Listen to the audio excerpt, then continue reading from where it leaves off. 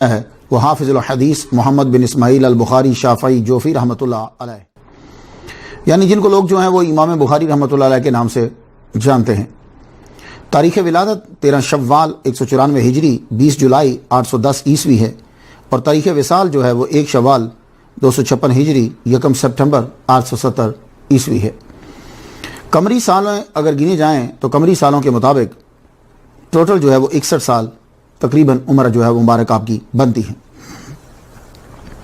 امام اعظم ابو حنیفہ رحمۃ اللہ علیہ کے وصال سے 44 سال بعد پیدا ہوئے یہ، اور آج 2015 میں آپ کو دنیا سے گئے ہوئے 1145 شمسی سال ہو چکے ہیں۔ دیکھا آپ نے، اللہ کے بندے جو ہیں وہ زندہ ہوتے ہیں، یہی تو زندگی ہے۔ آپ کا روزہ مبارک، آپ کی پکی اور بلند قبر آج بھی روس کی پرانی سٹیٹ اور آج کا ملک جو ہے ازبکستان، حافظ الحدیث، حدیث کا حافظ، حافظ حفظ کا اسم فاعل ہے۔ حفظ کا معنی ہوتا ہے ضائع ہونے سے بچانا، کتاب کے ساتھ اگر آئے تو اس کا معنی ہوتا ہے زبانی یاد کرنا، کسی کام کے ساتھ آئے تو اس کا معنی ہوتا ہے مداومت، ہمیشگی۔ عام طور پر لوگ کہتے ہیں کہ حافظ وہ ہوتا ہے جس کو قرآن مجید زبانی یاد ہوتا ہے نا، حافظ ہمارے یہاں ادھر ایشیا کے اندر حافظ کہتے ہیں جس کو قرآن یاد ہوتا ہے، اور وہ جو نبینا ہوتا ہے نا اس کو بھی حافظ کہتے ہیں پاکستان کے اندر ان علاقوں میں۔ کیوں؟ اس لیے کہ زیادہ تر ہوتا یہ تھا کہ جو نبینا ہوتا تھا وہ حافظ قرآن ہوتا تھا، تو وہ حافظ کہنے لگے اس کو۔ اب آج کے دور کے اندر جو نبینا حافظ نہیں بھی اس کو بھی حافظ کہہ دیتے۔ لیکن جب آپ گفتگو کر رہے ہوں گے حدیث کی دنیا میں، جب حدیث کی محفل میں گفتگو کر رہے ہوں گے، تو پھر حافظ کا معنی کیا ہوتا ہے؟ تو یہ یاد رکھیے، پھر حافظ کا معنی جو ہے محدثین کی لینگویج کے اندر حافظ ایک ٹائٹل ہے، اور یہ اسے دیا جاتا ہے کہ جسے کم از کم 1,00,000 احادیث جو ہیں وہ سند کے ساتھ یاد ہو، اور اسے معلوم ہو اس کے بارے میں جو جتنے علوم ہیں وہ سب کے سب اسے جو ہیں وہ اس کے بارے میں معلوم ہو، اور ہر بندے کے بارے میں اسے علم ہو۔ لیکن ڈاکٹر محمود ہیں، مصری ہیں، انہوں نے ایک کتاب لکھی ہے، بڑے پاپولر ہیں یہ کہتے ہیں کہ حافظ یہ محدث کے معنی میں آتا ہے، حافظ محدث کے معنی میں آتا ہے، اور بعض نے کہا کہ اس کا درجہ محدث سے بلند ہوتا ہے، یہ بقول ان کے۔ ابن حزیمہ رحمۃ اللہ علیہ کہتے ہیں میں نے آسمان کے نیچے محمد بن اسماعیل سے بڑا حدیث دان اور حافظ الحدیث نہیں دیکھا۔ تہذیب جلد نویں صفحہ 45 پہ ہے۔ ابن خلقان نے وفیت العیان جلد دوئم صفحہ 224 پہ لکھا البخاری الحافظ الامام فی علم الحدیث۔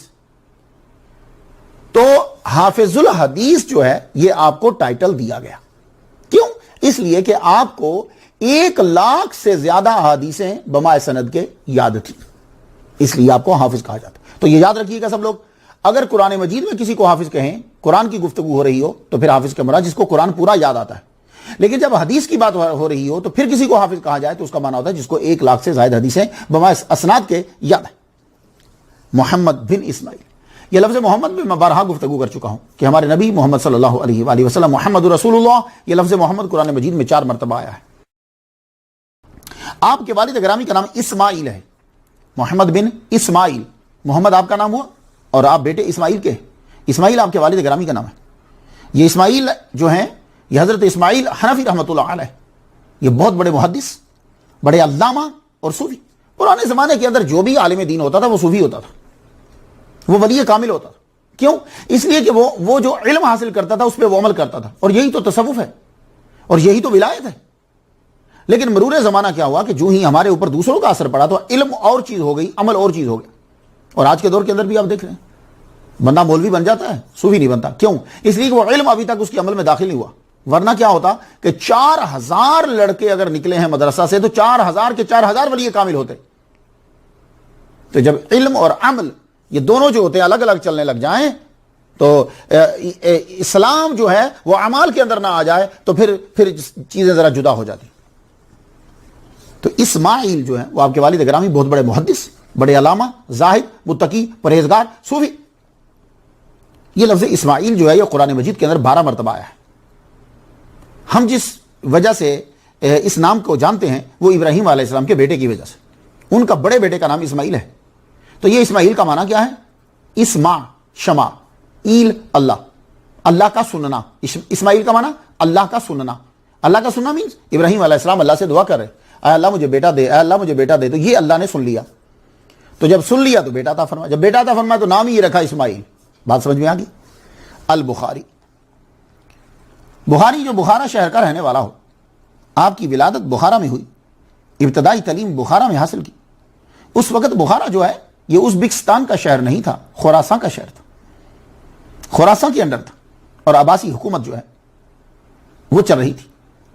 تو آج کل بخارا جو ہے وہ ازبکستان کا دارالحکومت ہے۔ اس بخارا کے بہت سارے نام ہیں، اگر ہم پڑھیں تو بہت سارے نام ہیں اس کے۔ بو مسکت، مدینہ تو سفریہ means the copper city، مدینہ تو تجار the city of the merchants، مگر مشہور جو ہے وہ بخارا ہی ہوا۔ شافعی، امام بخاری رحمۃ اللہ علیہ حنفی ہیں یا شافعی؟ حنفی تو ہو نہیں سکتے۔ آپ کا مسلک جو ہے اور آپ کی کتابیں جو ہیں وہ، آپ کا رجحان جو ہے وہ امام اعظم سے الٹ ہے، ان کی فقہ کے مطابق نہیں ہے۔ امام بخاری رحمۃ اللہ علیہ کی کتب کو پڑھ کر اور آپ کے رجحانات کو پڑھ کر کئی لوگوں نے یہ اندازہ لگا لیا کہ آپ امام شافعی رحمۃ اللہ علیہ کو پسند کرتے ہیں، اور ان کے عقیدے کے مطابق جو ہے وہ آپ کا عقیدہ ہے۔ علامہ کستلانی رحمۃ اللہ علیہ، امام تاج الدین سبکی رحمۃ اللہ علیہ، اور غیر مقلدین کے نیو مجدد نواب صدیق حسن خان بھوپالی جو ہیں، انہوں نے یہی لکھا ہے کہ یہ امام بخاری رحمۃ اللہ علیہ جو ہے وہ مسلکن شافعی ہیں۔ آپ امام شافعی رحمۃ اللہ علیہ کی فقہ پر عمل کرتے تھے۔ امام بخاری رحمۃ اللہ علیہ امام شافعی رحمۃ اللہ علیہ کے وصال سے 10 سال بعد پیدا ہوئے، وصال کے 10 سال بعد پیدا ہوئے۔ آپ کو اگر آپ بخاری شریف پڑھیں تو امام بخاری رحمۃ اللہ علیہ کو 1 لاکھ حدیثیں یاد تھیں صحیح، ویسے تو آپ کو 5 لاکھ یاد تھیں، 1 لاکھ صحیح حدیثیں آپ کو یاد تھیں، مگر آپ نے لکھی وہ کہ جو امام شافعی رحمۃ اللہ کے مسلک کی تائید کرتی ہے، ان میں سے چن کر وہ حدیثیں لکھی آپ نے 7275، اور باقی آپ نے 92725 جو ہیں وہ چھوڑ دی، وہ صحیح حدیثیں بعد میں چھوڑ دی آپ، لیکن ان میں سے چن کر وہ لکھی کہ جن سے امام شافعی رحمۃ اللہ علیہ کا مسلک جو ہے وہ ثابت ہوتا ہے، اور آپ کے نام کے ساتھ جوفی بھی آتا ہے۔ یہ کیوں آتا ہے؟ اسلام کی خوبی آپ کو ایک بتا دو، آج کے دور کے اندر کوئی ایسا شعبہ نہیں، پیشہ نہیں، پیشہ جس کو آپ لوگ کمی کہتے ہو، جس کے اندر اسلام کا اثر نہ گیا ہو، اور اس شعبے اور اس پیشے میں سے بڑے بڑے اسکالر، محدث، مفکر، مقرر نہ نکلے ہو۔ گفتگو آپ کے ساتھ جاری رہے گی، آپ کو میں بتاؤں گا ہر شعبے کے اندر جس کو آپ کمی کمین کہتے ہیں نا، ہر شعبے کے اندر بڑے بڑے محدث کہ جن کو آپ کمی کمین کہتے ہیں وہ امام بنے، اور بادشاہ اور حاکم جو ہے ان کے در پر ہاتھ باندھے کھڑے رہے علم کی وجہ سے۔ تو یہ اسلام کی خوبی ہوتی ہے کہ اسلام جو ہے وہ خوبیوں کو دیکھتا ہے، اور مسلمان بھی خوبیوں کو دیکھتے تھے۔ آج کل خوبیوں کو نہیں دیکھتے، آج کل ہم دیکھتے ہیں پیسوں کو دیکھتے ہیں، بندے کی پاور اور شہرت کو دیکھتے ہیں، افرادی قوت کو دیکھتے ہیں۔ ان چیزوں ہم نے چھوڑ دیا، خوبیاں ہم نہیں دیکھتے، بھاڑ میں جائے کوئی بندہ جائے۔ تو آپ کے جو امام بخاری رحمۃ اللہ علیہ کے آباء و اجداد میں شجرہ جب ہم پڑھتے ہیں تو ایک نام آتا ہے بردزبہ، کاشتکار کو کہتے ہیں۔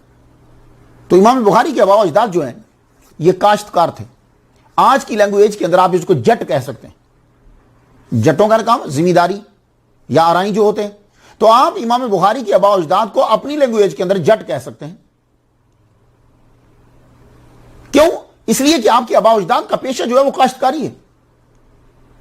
پھر کیا ہوا کہ یہاں اسلام آیا تو یمان جوفی، ان کے ہاتھ کے اوپر مغیرہ جو پردادا لگتی ہے امام بخاری رحمۃ اللہ علیہ کے، انہوں نے اسلام قبول کیا اور عقد موالات ہوئی۔ یہی وجہ ہے کہ امام بخاری رحمۃ اللہ علیہ کو جوفی کہا جاتا۔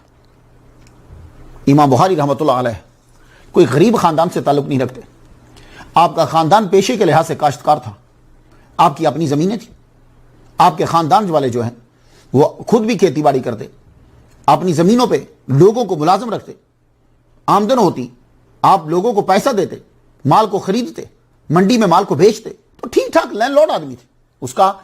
اس کی دلیل میں آپ کو دیتا ہوں، وہ یہ ہے کہ آپ کے رشتہ داروں کے تعلقات جو ہیں وہ حاکم وقت کے ساتھ تھے۔ سمجھ لیجیے، میں مثال دیتا ہوں آپ کو کہ جیسا کہ آپ کے علاقے کا ایم این اے ہو یا آپ کے صوبے کا گورنر ہو، اور آپ کا گورنر اور ایم این اے کے پاس آنا جانا تبھی ہوگا جب آپ کا اپنے معاشرے کے اندر کوئی سٹیٹس ہوگا۔ ویسے تو ہم نہیں جا سکتے، عام آدمی تو نہیں جائے گا، تو امام بخاری رحمۃ اللہ علیہ کے آباء و اجداد جو ہیں ان کے تعلق حکام کے ساتھ تھے. حکام کے ساتھ جو تعلقات تھے یہ اس بات کو ثابت کرتے ہیں کہ آپ کے آباء و اجداد معاشرے کے اندر زبردست مقام رکھتے تھے. آپ کی حیثیت جو ہے وہ معاشی لحاظ سے بھی اور معاشرتی لحاظ سے, سماجی لحاظ سے بڑی تھی. تبھی تو گورنر کے ساتھ, حکاموں کے ساتھ آپ کے تعلقات تھے. تو حاکم بخارا یمان جوفی سے آپ کے تعلقات بڑھے اور یہ تعلقات اثر انداز ہوئے تو آپ نے اسلام قبول کر لیا. آپ کے پردادا نے اسلام جب قبول کیا تو خاندانی تعلقات ہو گئے. تو جو ایمان لاتا ہے وہ خاندانی مسلمان سے زیادہ اسلام کو قبول کرتا ہے. یہ بات وہ لوگ تائید کریں گے جو لوگ یورپ میں رہتے ہیں, جو لوگ امریکہ میں رہتے ہیں. آپ نے دیکھا جو لڑکی اسلام قبول کرتی ہے اس کا دل کرتا ہے کہ میں سر پہ دوپٹہ لوں, میں اپنے جسم کو کور کروں, میں 5 وقت کی نماز پڑھوں, میں کوئی برائی نہ کروں. وہ ان تمام برائیوں کو دیکھ چکی ہوتی ہے, لیکن جب وہ ہمارے اندر آتی ہے تو وہ دیکھتی ہے کہ یہ انہی برائیوں کو چھوٹے پیمانے پہ کر رہے ہیں جو برائیاں میں چھوڑ کر آئی ہوں, تو یہ کیسے مسلمان ہوئے. وہ زیادہ پکی مسلمان ہوتی ہے, زیادہ اسلام کی طرف راغب ہوتی ہے. تو امام بخاری رحمۃ اللہ علیہ کا خاندان جب انہوں نے اسلام قبول کیا تو اسلام کو سیکھنے اور جاننے کے بارے میں زیادہ توجہ جو ہے وہ آپ کے خاندان کی ہوئی.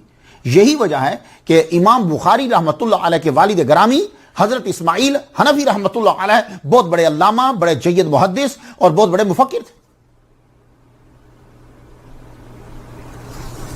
اس خاندان نے پھر علم سیکھنا جب شروع کیا تو استاد بنے وقت کے.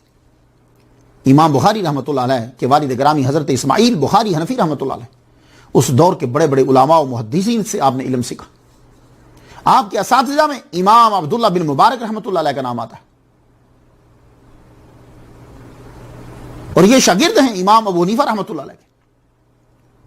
تو گویا کہ امام بخاری رحمۃ اللہ علیہ کے والد گرامی شاگرد ہوئے امام ابو حنیفہ رحمۃ اللہ علیہ کے شاگرد کے, اس لیے میں ان کے نام کے ساتھ حنفی لگا رہا ہوں. اور امام بخاری رحمۃ اللہ علیہ کے ابا کے گھر کے اندر ڈھیر لگا ہوا تھا حنفی مسلک کی کتابوں کا. امام ابو حنیفہ رحمۃ اللہ علیہ کی کتابیں جتنی تھی آپ کے شاگردوں کی, آپ کی جو کتابیں تھیں وہ سب کی سب امام بخاری رحمۃ اللہ علیہ کے گھر میں آلریڈی موجود تھی.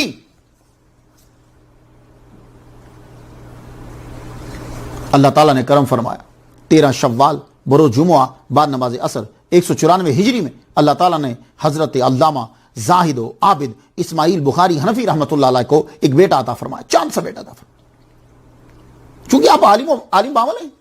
عالم بعمل جو ہے وہ دلیلیں نہیں ڈھونڈتا, وہ نبی کی سنت کو ادا کرتا چلا جاتا. آپ کو محبت ہے, آپ نے اپنے بیٹے کا نام محمد رکھ دیا, بیٹے کا نام محمد رکھا, اللہ اکبر جل شان. لیکن امام بخاری رحمۃ اللہ علیہ کے والد گرامی جلدی ہی دنیا سے چلے گئے. بھار آپ کی والدہ کے سر پر آ گیا. آپ کا ایک بھائی, آپ, والدہ. اب والدہ اپنے بیٹے کا بڑا خیال رکھتی, لیکن ایک وبا پھیلی. وہ وبا پھیلنے سے کیا ہوا, امام بخاری رحمۃ اللہ علیہ نبی نہ ہو گئے. آنکھیں پہلے تھی لیکن دیکھنا آنکھوں نے بند کر دی. ماں رونے لگ گئی, اپنے بیٹے کے غم میں روتی. آپ جب نبی نہ ہوئے, آپ کی والدہ تہجد گزار. اور یہ تو تصور کیا ہی نہیں جا سکتا کہ پرانے زمانے کی عورتیں جو تھیں مسلمان وہ فرائض نماز کو چھوڑتی ہوں. یہ تو جملہ کہنا ہی نہیں ہے. گفتگو کرنی ہے اشراق پہ, چاشت پہ اور تہجد پہ.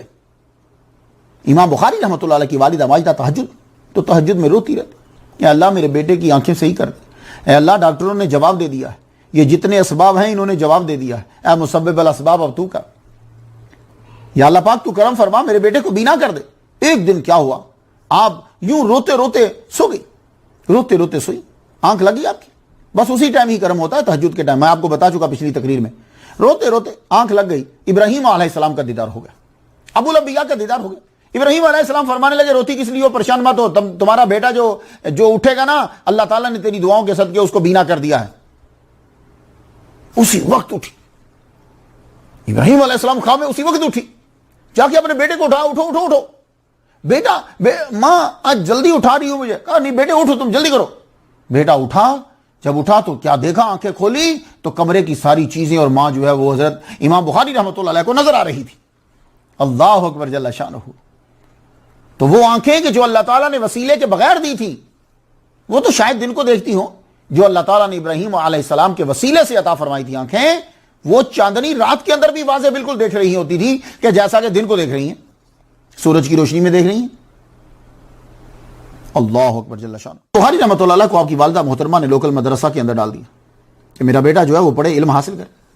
ظاہر ہے کہ آپ کے والد گرامی علامہ تھے، عالم دین تھے، تو لوگ تو جانتے، تو آپ کو داخلہ جہاں جاتے ہر جگہ مل جاتا۔ وہاں اس دور کے اندر ہلکے ہوتے، اس طرح نہیں ہوتا تھا جیسے آج کل کے دور میں۔ آپ بیٹھتے، علم حاصل کرتے۔ تو آپ نے اس دور کے اندر جو رجحان تھا اس کے اندر توجہ ڈال دی۔ اس دور میں رجحان کیا تھا؟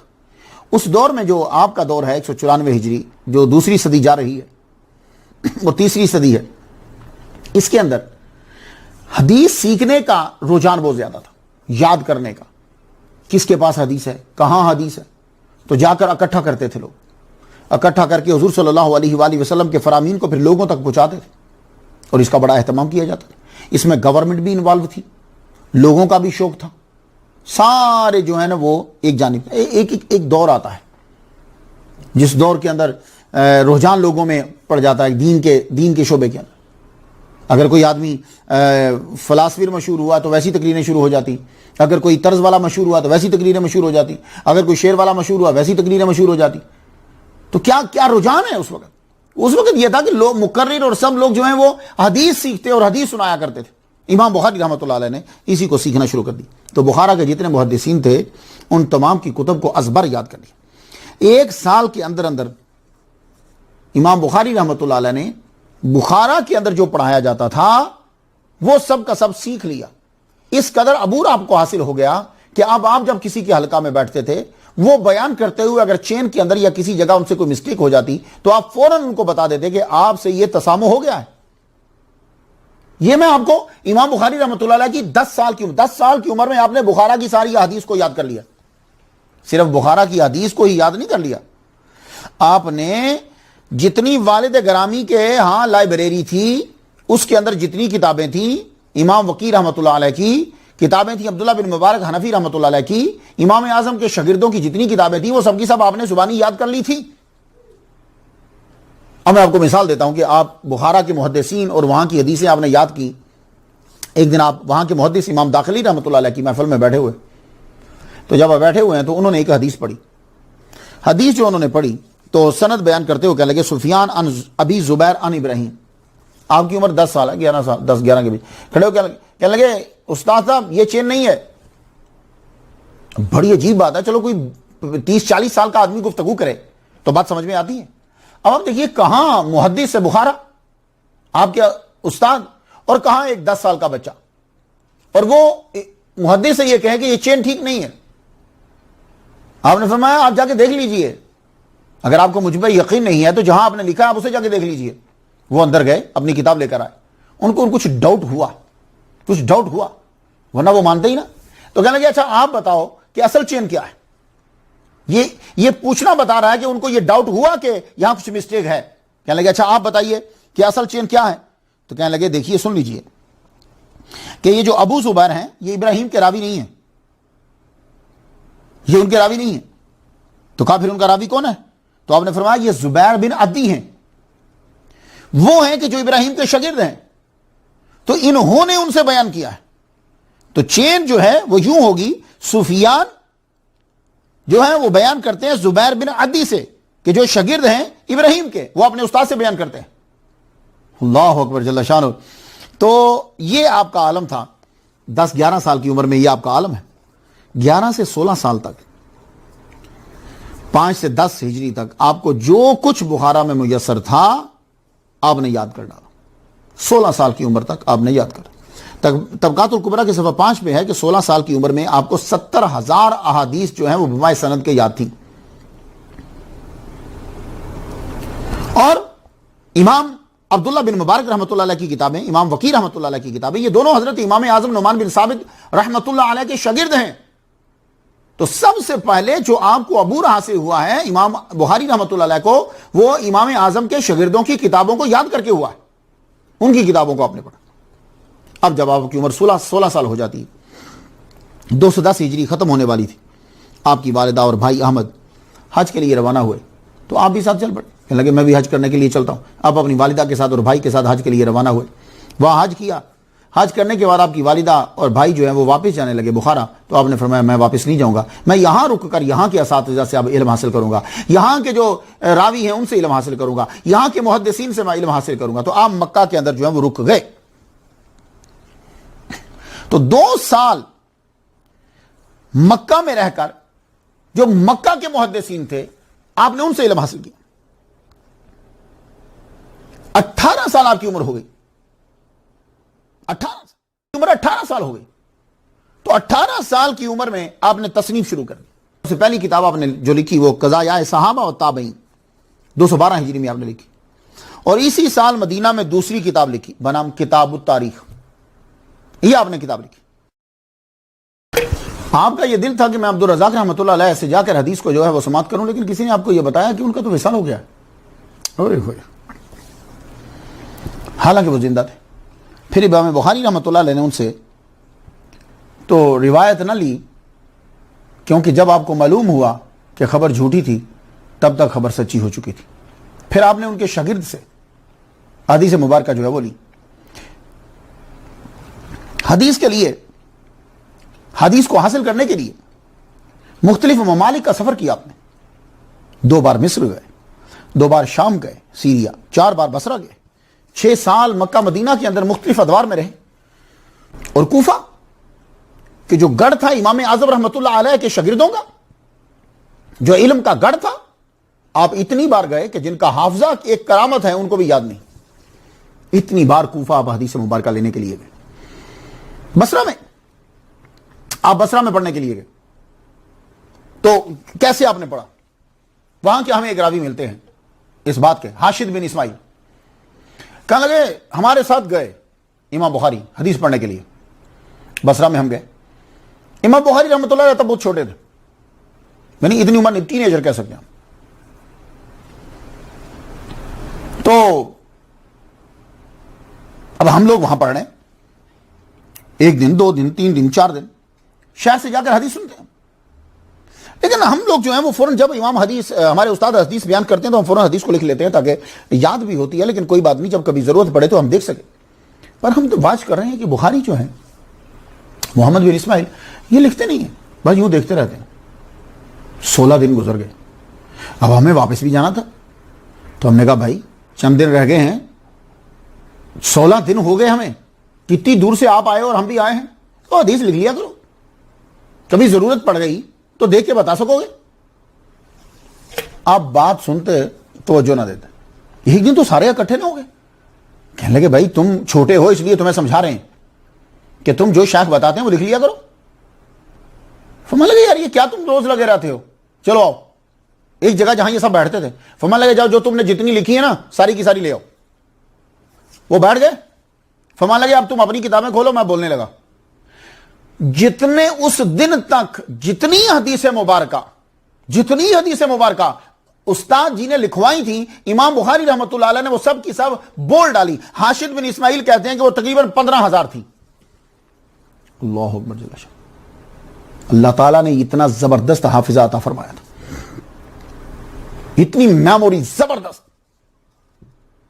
وہ سب 15,000 حدیث ہیں. تو وہ کہنے لگے کہ کئی جگہوں پر ہم نے مسٹیک کر دی تھی, صحیح نہیں لکھ پائے تھے, تو آپ کے بولنے کی وجہ سے ہم نے وہاں تک صحیح کر لی. امام بخاری لکھتے تھے لیکن ان کا طریقہ کیا ہوتا تھا, زیادہ تر وہ یاد کر لیتے تھے, اس کے بعد من چاہتا تو لکھ لیتے. بڑی امپورٹنٹ چیزیں ہوتی تو دوران سفر لکھ لیتے. جیسے آپ کی بخاری شریف ہے, یہ آپ نے اس کا مسودہ آپ کے ساتھ ہمہ وقت رہتا تھا. اور کچھ چیزیں ایسی ہوتی کہ جو آپ گھر آتے تو گھر آ کے بخارا آ کر جتنا پڑھا ہوتا ایک پورا مکمل کورس جو آپ نے اپنے استاد کسی بھی ملک کے استاد سے پڑھا ہوتا, وہ آ کر بخارا جب واپس آتے تھے اس کو پورا لکھ لیتے.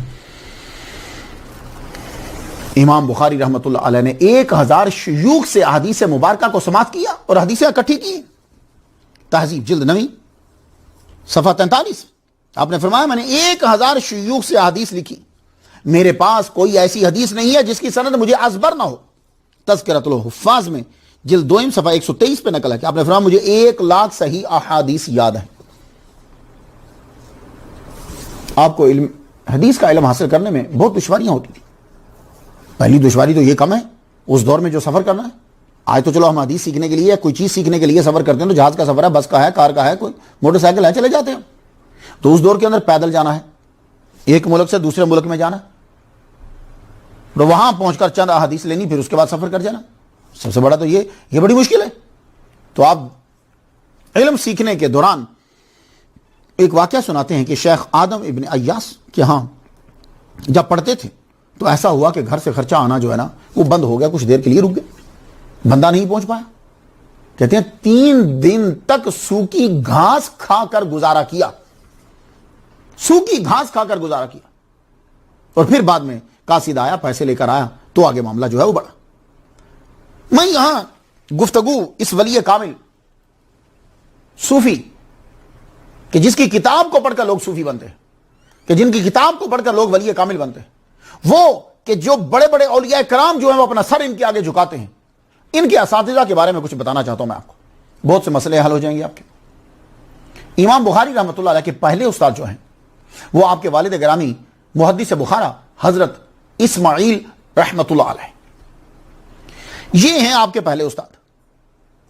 اور یہ شاگرد سے امام طریقت و شریعت امام المحدثین عبداللہ بن مبارک رحمۃ اللہ علیہ کے, اور حضرت امام وقی بن جراح رحمۃ اللہ علیہ کے, اور یہ دونوں حضرات شاگرد تھے حضرت امام اعظم نعمان بن ثابت ابو حنیفہ رحمۃ اللہ علیہ کے. تو اس سے معلوم یہ ہوا امام بخاری کے پردادا استاد ہوئے امام اعظم ابو حنیفہ نعمان بن ثابت رحمۃ اللہ علیہ. آپ کے والد گرامی کے پاس فقہ کی کتابوں کا ذخیرہ تھا. مسند حدیث پر بیٹھنے سے پہلے امام بخاری رحمۃ اللہ علیہ نے وہ تمام کا تمام یاد کر لیا. تو معلوم یہ ہوا کہ امام بخاری رحمۃ اللہ علیہ کے اندر جو احادیث سے مسئلے کو اخذ کرنے کی جو صلاحیت تھی وہ علم آپ نے امام اعظم نعمان بن ثابت رحمۃ اللہ علیہ کے شاگردوں کا سیکھا اپنے والد گرامی کے ذریعے سے. تاریخ بغداد کی جلد 2 کے صفحہ 7 پہ ہے کہ آپ نے 16 سال ہونے سے قبل امام عبداللہ بن مبارک اور امام وقی کی تمام کتب جو ہیں وہ آپ نے زبانی یاد کر لی تھی. آپ کے دوسرے استاد جو ہیں وہ مکی بن ابراہیم حنفی رحمۃ اللہ علیہ. اللہ اکبر جل شانہ, اس دور کے شاگرد بھی ولی کامل اور صوفی, اور اس دور کے استاد بھی ولی کامل اور صوفی, کیونکہ وہ لوگ زاہد عبادت گزار تصوف کے ماہر. جو خصلتیں صوفیاء کرام میں آپ کو ملتی ہیں وہ تمام کی تمام ان علماء کرام کے اندر موجود ہوتی تھی. وہ عالم بعمل ہوتے تھے, اور عالم بعمل جب ہو جاتا ہے تو وہ ولی کامل بن جاتا ہے. تو یہ ہر دور کے اندر نفس کو مارنے کے طریقے جدا ہوتے ہیں, لیکن اولیاء کرام ہر دور کے اندر ہیں. اب مکی بن ابراہیم یہ دوسرے استاد ہیں امام بخاری رحمۃ اللہ علیہ کے. پہلے استاد جو ہیں وہ آپ کے ابا, اور وہ شاگرد ہیں امام اعظم ابو حنیفہ رحمۃ اللہ علیہ کے شاگردوں کے. اب دوسرے استاد جو ہیں مکی بن ابراہیم رحمۃ اللہ علیہ حنفی, امام بخاری رحمۃ اللہ علیہ بلخ میں جا کر ان سے حدیث کو سنا. اس کا تذکرہ امام ذہبی رحمۃ اللہ علیہ نے کیا, تذکرۃ الحفاظ جلد 2 صفحہ 555 میں. یہ بلخ کے جو محدث ہیں امام مکی بن ابراہیم رحمۃ اللہ علیہ, یہ حضرت امام اعظم نعمان بن ثابت ابو حنیفہ رحمۃ اللہ کے شاگرد ہیں. امام بخاری رحمۃ اللہ علیہ نے 22 ثلاثیات لی ہیں. 22 ثلاثیات میں سے 21 ثلاثیات جو ہیں وہ امام اعظم کے شاگردوں سے روایت کی ہیں, اور 21 میں سے 11 کے راوی جو ہیں وہ مکی بن ابراہیم حنفی رحمۃ اللہ علیہ ہیں. تو پتہ چلا کہ امام بخاری رحمۃ اللہ علیہ کے دوسرے استاد بھی امام اعظم کے شاگرد ہیں. تیسرے استاد ضحاک بن مخلد حنفی رحمۃ اللہ علیہ. یہ میں ان استادوں کا تذکرہ کر رہا ہوں کہ جو بڑے ٹاپ کے استاد ہیں امام بخاری رحمۃ اللہ علیہ کے, کہ اگر ان کو نکال دیا جائے تو بخاری شریف میں ثقہ آدمی اور آپ کی کافی روایات جو ہیں وہ کم ہو جائیں. تو دوسرے استاد کون ہیں؟ ضحاک بن مخلد حنفی رحمۃ اللہ. تو امام بخاری رحمۃ اللہ اس صوفی, اس زاہد و عابد عالم محدث, ان کے دوسرے استاد جو ہیں امام قسطلانی ارشاد الساری جلد 1 صفحہ 32 پہ لکھتے ہیں کہ امام بخاری کے اساتذہ کا ذکر جب انہوں نے کیا تو کہتے ہیں کہ بصرہ کے اندر آپ نے ابو عاصم ضحاک بن مخلد رحمۃ اللہ علیہ سے حدیث کی. تو امام بخاری رحمۃ اللہ علیہ کے یہ استاد بھی امام اعظم ابو حنیفہ رحمۃ اللہ علیہ کے شاگرد ہیں. چوتھے استاد ابو عبداللہ انصاری حنفی رحمۃ اللہ علیہ. امام بخاری جب بصرہ تشریف لے کر گئے تو حدیث کے لیے تو وہاں آپ کے استاد ایک محمد بن عبداللہ انصاری تھے. یہ ابو عبداللہ انصاری حضرت امام اعظم ابو حنیفہ رحمۃ اللہ علیہ کے شاگرد ہیں. آپ کے پانچویں استاد ابو عبد الرحمن مکری رحمۃ اللہ علیہ، امام مکستلانی شرح بخاری میں لکھتے ہیں کہ مکہ میں ان سے حدیث سماعت کی آپ نے، اور خود امام بخاری نے التاریخ الکبیر کے اندر یہ لکھا ہے کہ یہ عبد الرحمن المکری رحمۃ اللہ شاگرد ہیں امام اعظم ابو حنیفہ رحمۃ اللہ علیہ کے، چھٹے استاد امام بخاری رحمۃ اللہ علیہ کے حضرت عبید اللہ بن موسیٰ کوفی رحمۃ اللہ علیہ۔ امام ذہبی فرماتے ہیں کہ کوفہ میں آپ نے حضرت عبید اللہ بن موسیٰ سے حدیث سماعت کی، اور تہذیب الکمال جلد 29 صفحہ 421 پہ ہے کہ عبید اللہ بن موسیٰ امام اعظم ابو حنیفہ رحمۃ اللہ علیہ کے شاگرد ہیں۔ تو امام بخاری رحمۃ اللہ علیہ نے کوفہ میں امام اعظم کے شاگردوں سے جو ہے وہ حدیث سماعت کی ہے۔ ابو نعیم فضل بن دکین رحمۃ اللہ علیہ، ساتویں استاد آپ کے، امام بخاری رحمۃ اللہ علیہ ان سے کوفہ میں حدیث سماعت کی، اور بخاری شریف کے اندر 185 احادیث مبارکہ فضل بن دکین رحمۃ اللہ علیہ سے نقل ہے۔ ابن ابی حاتم نے الجرح والتعدیل جلد 8ویں میں صفحہ 449 پہ لکھا ہے کہ امام اعظم ابو حنیفہ رحمۃ اللہ علیہ ان کے استاد ہیں۔ تو فضل بن دکین جو 7ویں استاد ہوئے امام بخاری کے، وہ بھی شاگرد ہیں امام اعظم ابو حنیفہ رحمۃ اللہ علیہ کے۔ تو یہ میں نے وہ استاد ذکر کیے ہیں امام بخاری رحمۃ اللہ علیہ کے، اس بڑے ولی کامل کے ذکر کیے ہیں کہ جو شاگرد ہیں امام اعظم نعمان بن ثابت ابو حنیفہ رحمۃ اللہ علیہ کے۔ تو امام اعظم جو ہیں یہ دادا استاد لگے، اور کسی جگہ پہ پردادا استاد لگے امام بخاری رحمۃ اللہ علیہ کے۔ تو امام بخاری رحمۃ اللہ علیہ کے پاس جو حدیث مبارکہ آئی ہیں، جو فقہ آئی ہے، جو علم آیا ہے، اس کا زیادہ تر حصہ جو ہے وہ امام اعظم ابو حنیفہ نعمان بن ثابت رحمۃ اللہ علیہ کا ہے۔ اب آ جائیے ایک اور استاد کا تذکرہ سن لیجیے جو بڑے ٹاپ کے آپ کے استاد ہیں، یحییٰ بن معین رحمۃ اللہ علیہ۔ امام بخاری شاگرد ہیں حضرت یحییٰ بن معین رحمۃ اللہ علیہ کے، اور یحییٰ بن معین رحمۃ اللہ علیہ شاگرد ہیں عبداللہ بن مبارک رحمۃ اللہ علیہ کے، اور عبداللہ بن مبارک رحمۃ اللہ علیہ شاگرد ہیں امام اعظم رحمۃ اللہ علیہ کے۔ سنا آپ نے؟ تو یحییٰ بن معین رحمۃ اللہ علیہ نے وکیع بن الجراح سے پڑھا ہے، اور وکیع بن الجراح بھی امام اعظم کے شاگرد ہیں۔ حضرت ابراہیم بن موسیٰ رحمۃ اللہ علیہ، تہذیب و تہذیب جلد 10ویں صفحہ 401 پہ ہے کہ ابراہیم بن موسیٰ نے روایت کی یزید بن زرع سے، اور اسقلانی فرماتے ہیں کہ یزید بن زرع نے روایت کیا امام اعظم نعمان بن ثابت رحمۃ اللہ علیہ سے۔ تو گویا کہ ابراہیم بن موسیٰ جو ہیں امام بخاری شاگرد ہوئے ابراہیم بن موسیٰ کے، ابراہیم بن موسیٰ شاگرد ہوئے یزید بن زرع کے، اور وہ شاگرد ہوئے حضرت امام اعظم نعمان بن ثابت رحمۃ اللہ علیہ کے۔ تو امام بخاری کے پردادا استاد لگے امام اعظم ابو حنیفہ۔ عمر بن زرارہ تاریخ الکبیر کی جلد 8ویں صفحہ 81 پہ ہے، عمر بن زرارہ نے سماعت کی حشیم بن بشیر سے، اور انہوں نے امام اعظم سے علم حاصل کیا۔ تو معلوم ہوا کہ امام بخاری شاگرد ہوئے عمر بن زرارہ کے، وہ شاگرد ہوئے حشیم بن بشیر کے، اور وہ شاگرد ہوئے حضرت امام اعظم ابو حنیفہ رحمۃ اللہ علیہ کے۔ 11ویں استاد عبادہ بن یعقوب، عبادہ بن یعقوب نے سماعت کی عبادہ بن العوام سے، انہوں نے علم حاصل کیا حضرت امام اعظم ابو حنیفہ رحمۃ اللہ علیہ سے۔ تو امام ذہبی فرماتے ہیں کہ امام بخاری رحمۃ اللہ علیہ نے عبادہ بن یعقوب سے روایت کی، تو معلوم ہوا کہ امام بخاری شاگرد ہوئے عبادہ بن یعقوب کے، عبادہ بن یعقوب شاگرد ہوئے عبادہ بن العوام کے، عبادہ بن العوام شاگرد ہوئے حضرت امام اعظم ابو حنیفہ رحمۃ اللہ علیہ کے۔ محمود بن غیلان، امام بخاری رحمۃ اللہ علیہ نے یمن جا کر عبد الرزاق رحمۃ اللہ علیہ سے پڑھنا چاہا، مگر وہ تو دنیا سے چلے گئے۔ ان کی وفات کی خبر جب دی گئی تو یہ خبر غلط تھی، مگر جب معلوم ہوا کہ خبر غلط تھی تب ٹھیک ہو گئی۔ تو آپ نے ان کے شاگرد سے حضرت محمود غیلان رحمۃ اللہ علیہ سے علم حدیث حاصل کیا۔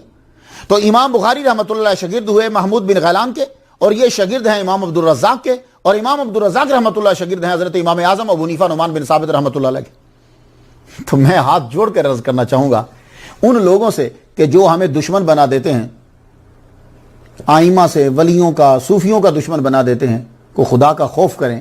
بخاری بخاری بخاری بخاری بخاری شریف بولتے رہتے ہیں اور امام اعظم کی توہین کرتے ہیں۔ امام بخاری رحمۃ اللہ علیہ امام المحدثین کے تو سارے استاد شاگرد ہیں حضرت امام اعظم نعمان بن ثابت رحمۃ اللہ علیہ کے۔ اب بولیے پھر تو امام بخاری رحمۃ اللہ علیہ سے بڑا درجہ ہے امام اعظم نعمان بن ثابت رحمۃ اللہ علیہ کا، عابد رحمۃ اللہ علیہ کا، وہ بھی بہت بڑے صوفی اور ولی کامل۔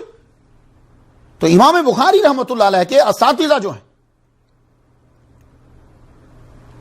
وہ شاگرد ہیں امام اعظم نعمان بن ثابت رحمۃ اللہ علیہ۔ اب بتائیے 17 حدیثیں یاد تھیں ان کو،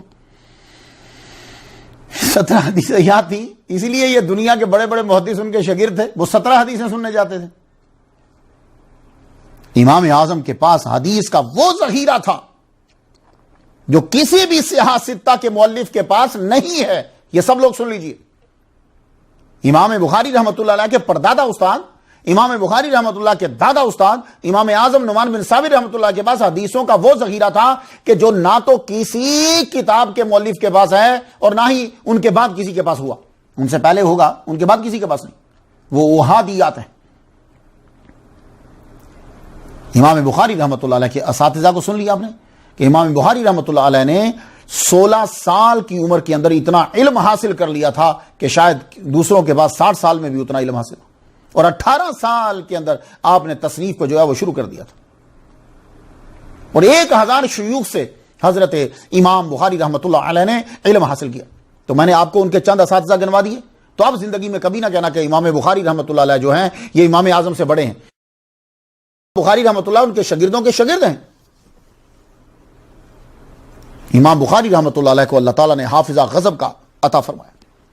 آپ جانتے ہیں کہ علم کی آفت کیا ہے؟ آفت العلم النسیان. علم کی آفت بھول جانا ہے. اور کسی کو یاد رہتا ہے تو وہ بڑا علامہ رہتا ہے. اصل میں چیز یہ یاد رکھنا ہے. جس کی یادداشت زیادہ پاورفل ہوگی وہ بڑا علامہ ہوتا ہے.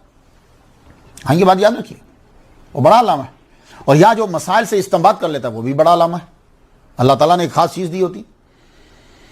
حضور صلی اللہ علیہ وآلہ وسلم کو اللہ تعالیٰ نے بڑی زبردست یادداشت دی تھی. یہ معجزہ تھا. کیا تھا؟ سنقرئک فلا تنسیٰ. جبریل علیہ السلام ایک بار پڑھتے تھے آپ کو یاد ہو جاتا. اور یہ نبی کے صدقے سے پھر یہ معجزہ آگے کرامت بن گیا. یہ امام بخاری رحمۃ اللہ علیہ وہ واحد صوفی، زاہد و عابد، امام، محدث، علامہ، مفکر، فقیہ، آپ کے اندر یہ کرامت بن کے ظاہر ہوا. آپ کا حافظہ، آپ چیز کو ایک مرتبہ سن لیا کرتے تھے پھر آپ بھولتے نہیں تھے. اور لوگوں نے بارہا آپ کے حافظہ کا امتحان لیا، آپ کی یادداشت کا امتحان لیا.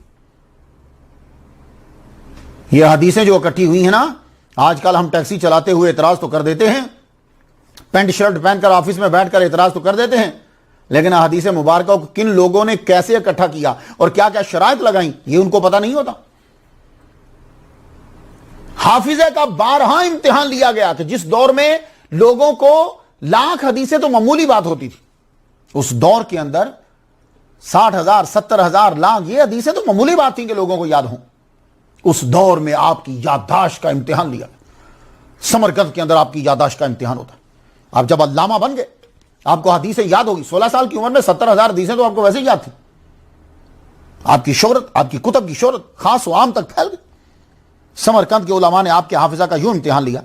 400 محدثین نے امام بخاری رحمۃ اللہ علیہ کو مغالطہ میں ڈالنا چاہا. 400 محدثین. تو انہوں نے کیا کیا؟ حدیث پڑھنے لگے.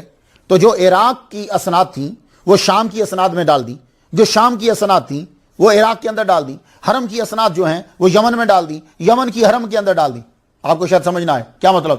یعنی ایک حدیث بیان کی ہے عراق والوں نے، وہاں نام اور تھے، اور وہی حدیث بیان کری ہے یمن والوں نے، یہاں نام اور ہیں، راوی اور ہیں. تو وہ اس طرح کرتے تھے کہ وہاں کا ایک نام لے کے اگلا نام یہاں کا جڑ دیتے تھے. پھر حرم میں جو چین بیان کی گئی ہے حدیث کی وہ ملا دیتے تھے دوسری کے ساتھ، کسی اور ملک یمن والوں کے ساتھ یا عراق کی شام والوں کے ساتھ. تو یوں نام گڈمڈ کر دیتے تھے. تو جب انہوں نے 7 دن تک یہ سلسلہ جاری رہا، اور امام بخاری رحمۃ اللہ علیہ آپ ایسے عالم بعمل زاہد و صوفی و متقی و پرہیزگار اور امام المحدثین، آپ 7 دن تک وہ آپ کو مغالطہ میں ڈالیں. آپ بالکل کلیئر کرنا نہ یہ نام ادھر نہیں ہے، یہ نام ادھر ہے، یہ نام ادھر نہیں ہے، یہ عراق کی سند ہے، عراق کی سند یہ ہے، یمن کی سند یہ ہے، حرم کی سند یہ ہے، شام کی سند یہ ہے. اللہ اکبر جل شانہ. بغداد میں آپ کا بہت بڑا امتحان ہوا. بغداد والوں کو معلوم ہوا کہ امام بخاری تشریف لے آئے ہیں. مجمع اکٹھا ہو گئے. تو مجمع تو اس وقت آتا تھا، لوگ علماء کو سنتے تھے. آج کل تو کہیں تقریر ہو رہی ہو تو کوئی نہیں جاتا. ہاں کوئی ٹی وی کا مولوی ہو تو پھر یہ لوگ کچھ تھوڑے سے چلے جاتے. تو بغداد کے اندر امام بخاری آئے ہیں، لوگ دھڑا دھڑ چلے گئے. تو آپ مختلف علاقوں میں جایا کرتے تھے، بصرہ میں جاتے، بغداد میں جاتے، نیشاپور میں جاتے، سمرقند میں جاتے، بخارا میں جاتے، درس حدیث کے لیے جاتے. آپ کے شاگرد بھی ساتھ ہوتے، آپ وہاں درس حدیث دیتے. کچھ ماہ تک آپ قیام کرتے، لوگ آپ سے سنتے، لکھتے، آپ بیان کرتے اسے. اساغیر آتے، اکابر آتے، معاصر آتے، حاسد آتے، طالب آتے، سارے آتے. بغداد میں جب آپ پہنچے تو 20,000 کا مجمع لگ گیا. تو بغداد والوں نے جب یہ سوچا کہ یار امام بخاری آ گئے ہیں، تو انہوں نے کیا کیا، 20,000 کا مجمع ہو گیا. ان کے سارے محدثین جو ہے نا وہ آپس میں بیٹھ گئے. وہ جو صوفی نہیں تھے، صرف مولوی تھے، سارے بیٹھ گئے. کہنے لگے کیا کیا جائے؟ انہوں نے کہا ٹھہرو، ٹاپ کے 10 لڑکے چنے، ان 10 لڑکوں کو ایک کو 10 حدیثیں، ایک کو 10 حدیثیں، ایک کو 10 حدیثیں، ایک کو 10 لڑکوں کو 10 حدیثیں یاد کروا دی اور 100 حدیث. تو ان کو یہ کہا کہ تم نے متن بھی غلط پڑھنا ہے، سند بھی غلط پڑھنی. سند سمجھتے ہیں آپ؟ وہ جو نام ہوتے ہیں نا، جیسے میں پڑھتا ہوں امام رضا علیہ السلام نے بیان کیا موسیٰ کاظم سے، موسیٰ کاظم نے جعفر سے، انہوں نے باقر سے، انہوں نے امام زین، یہ اسے کہتے ہیں سند. اور متن کیا ہوتا ہے؟ وہ جو آگے میں پڑھتا ہوں، انی اللہ لا الہ الا انا فاعبدنی، یہ متن ہوتا ہے. اب آپ سمجھے؟ اچھا، انہوں نے کہا متن بھی غلط پڑھنا ہے، سند بھی غلط پڑھنی ہے. لو جی، امام بخاری رحمۃ اللہ علیہ جب بیٹھے، مجمع جب لگا تو آپ سے پہلے آپ اس سے پہلے کہ آپ شروع ہوں، وہ کھڑے ہو، ہم ایک حدیث پوچھنا چاہتے ہیں، پڑھو. ایک لڑکا کھڑا ہوا، اس نے 10 حدیثیں غلط سند غلط متن پڑھ دیا، بیٹھ گیا. دوسرا کھڑا ہوا، غلط سند غلط متن 10 پڑھ دی. تیسرا کھڑا ہوا، غلط سند اور یہ ساری چیزیں وہ غلط کرتا گیا، متن بھی اور یہ بھی سب چیزیں غلط پڑھتا گیا، غلط غلط غلط. جب 100 پوری ہو گئی، 100 پوری ہوگی نا، 10 بندے 100 حدیثیں پوری ہو، امام بخاری رحمۃ اللہ علیہ پہلے سے شروع ہوئے، فرمانے لگے تم نے پہلی حدیث یہ پڑھی تھی، پہلی حدیث کی سند تم نے اس طرح پڑھی، وہ اس طرح ہے، متن اس طرح پڑھا، وہ اس طرح ہے. دوسری حدیث تم نے یہ پڑھی، اس کا سند اس طرح ہے، اس کی متن یہ ہے، تیسری یہ، چوتھی یہ، پانچ، اس کی 10 کی پہلے اس کی غلط بولی، پھر اس کو صحیح 10 بتائیں. اللہ اکبر جل شانہ. یہ ہے صوفی باصفا، یہ ہے عالم باعمل، یہ ہے زاہد و متقی و پرہیزگار، یہ ہے امام المحدثین. پہلے اس کی غلط پڑھی، پھر اس کی صحیح بتائیں، پھر دوسرے 10 کی طرف شروع ہوئے، دوسرے بندے کی طرف، اس کی 10، اس کی پہلے سے غلط پڑھی، پھر اس کو صحیح بتایا، پھر تیسرا 100 کلیئر کر دی. نعرہ تکبیر بلند ہوا. اللہ اکبر جل شانہ، اللہ اکبر جل شانہ. وفیۃ العیان جلد 2 صفحہ 324 پہ ہے کہ آپ نے ہر متن کو اس کی اصل سند اور ہر سند کو اصل حدیث کے ساتھ آپ نے ملحق کر کے ترتیب وار سنا دیا. حافظ ابن حجر عسقلانی بڑی غضب کی بات کرتے، کہتے ہیں تعجب یہ نہیں ہے کہ امام بخاری رحمۃ اللہ علیہ نے ان کی اغلاط نکالی، کہتے ہیں یہ تو کوئی بھی نکال سکتا ہے، وہ تو ان کے پاس حافظہ تھا. کہتے ہیں تعجب یہ ہے کہ غلط اسناد و حدیث کو اسی ترتیب سے دہرایا جس ترتیب سے اس نے اس کو غلط پڑھا تھا. مقدمہ فتح الباری اور صفحہ 486 میں یہ بات، اللہ واقعی بات بڑی زبردست. تو امام بخاری رحمۃ اللہ علیہ نے کتابیں بھی لکھی. سب سے پہلی کتاب آپ نے لکھی تھی قضایا صحابہ و تابعین، یہ 212 ہجری میں آپ نے لکھی. اس کے بعد تاریخ الکبیر ہے، یہ 16 سال کی عمر میں آپ نے لکھی تھی، حیدرآباد سے چھپ گئی، حیدرآباد انڈیا سے یہ چھپ گئی. تاریخ الاوسط یہ نہ چھپ سکی، اس کا ایک نسخہ جرمنی میں ہے کہیں. تاریخ الصغیر ہے، المسند الکبیر ہے، اس کا نسخہ بھی جرمنی میں ہے. کتاب الضعفاء ہے، تفسیر الکبیر ہے، ناپید ہے، معلوم بھی نہیں کہاں ہے. اور الادب المفرد بخاری شریف کے بعد یہ مشہور ہوئی، اس کے اندر یا محمد ہے. بخاری شریف کو ماننے والے ان کی اس حدیث کو نہیں مانتے. بڑی عجیب بات ہے نا کہ 4000 جو انہوں نے لکھی ہیں مقرر چھوڑ کر، اور 7275 جو ہیں ان کو مانتے ہیں. الادب المفرد کے اندر جو حدیثیں ہیں وہ نہیں مانتے، اس میں یا محمد صلی اللہ علیہ وسلم کا ذکر ہے.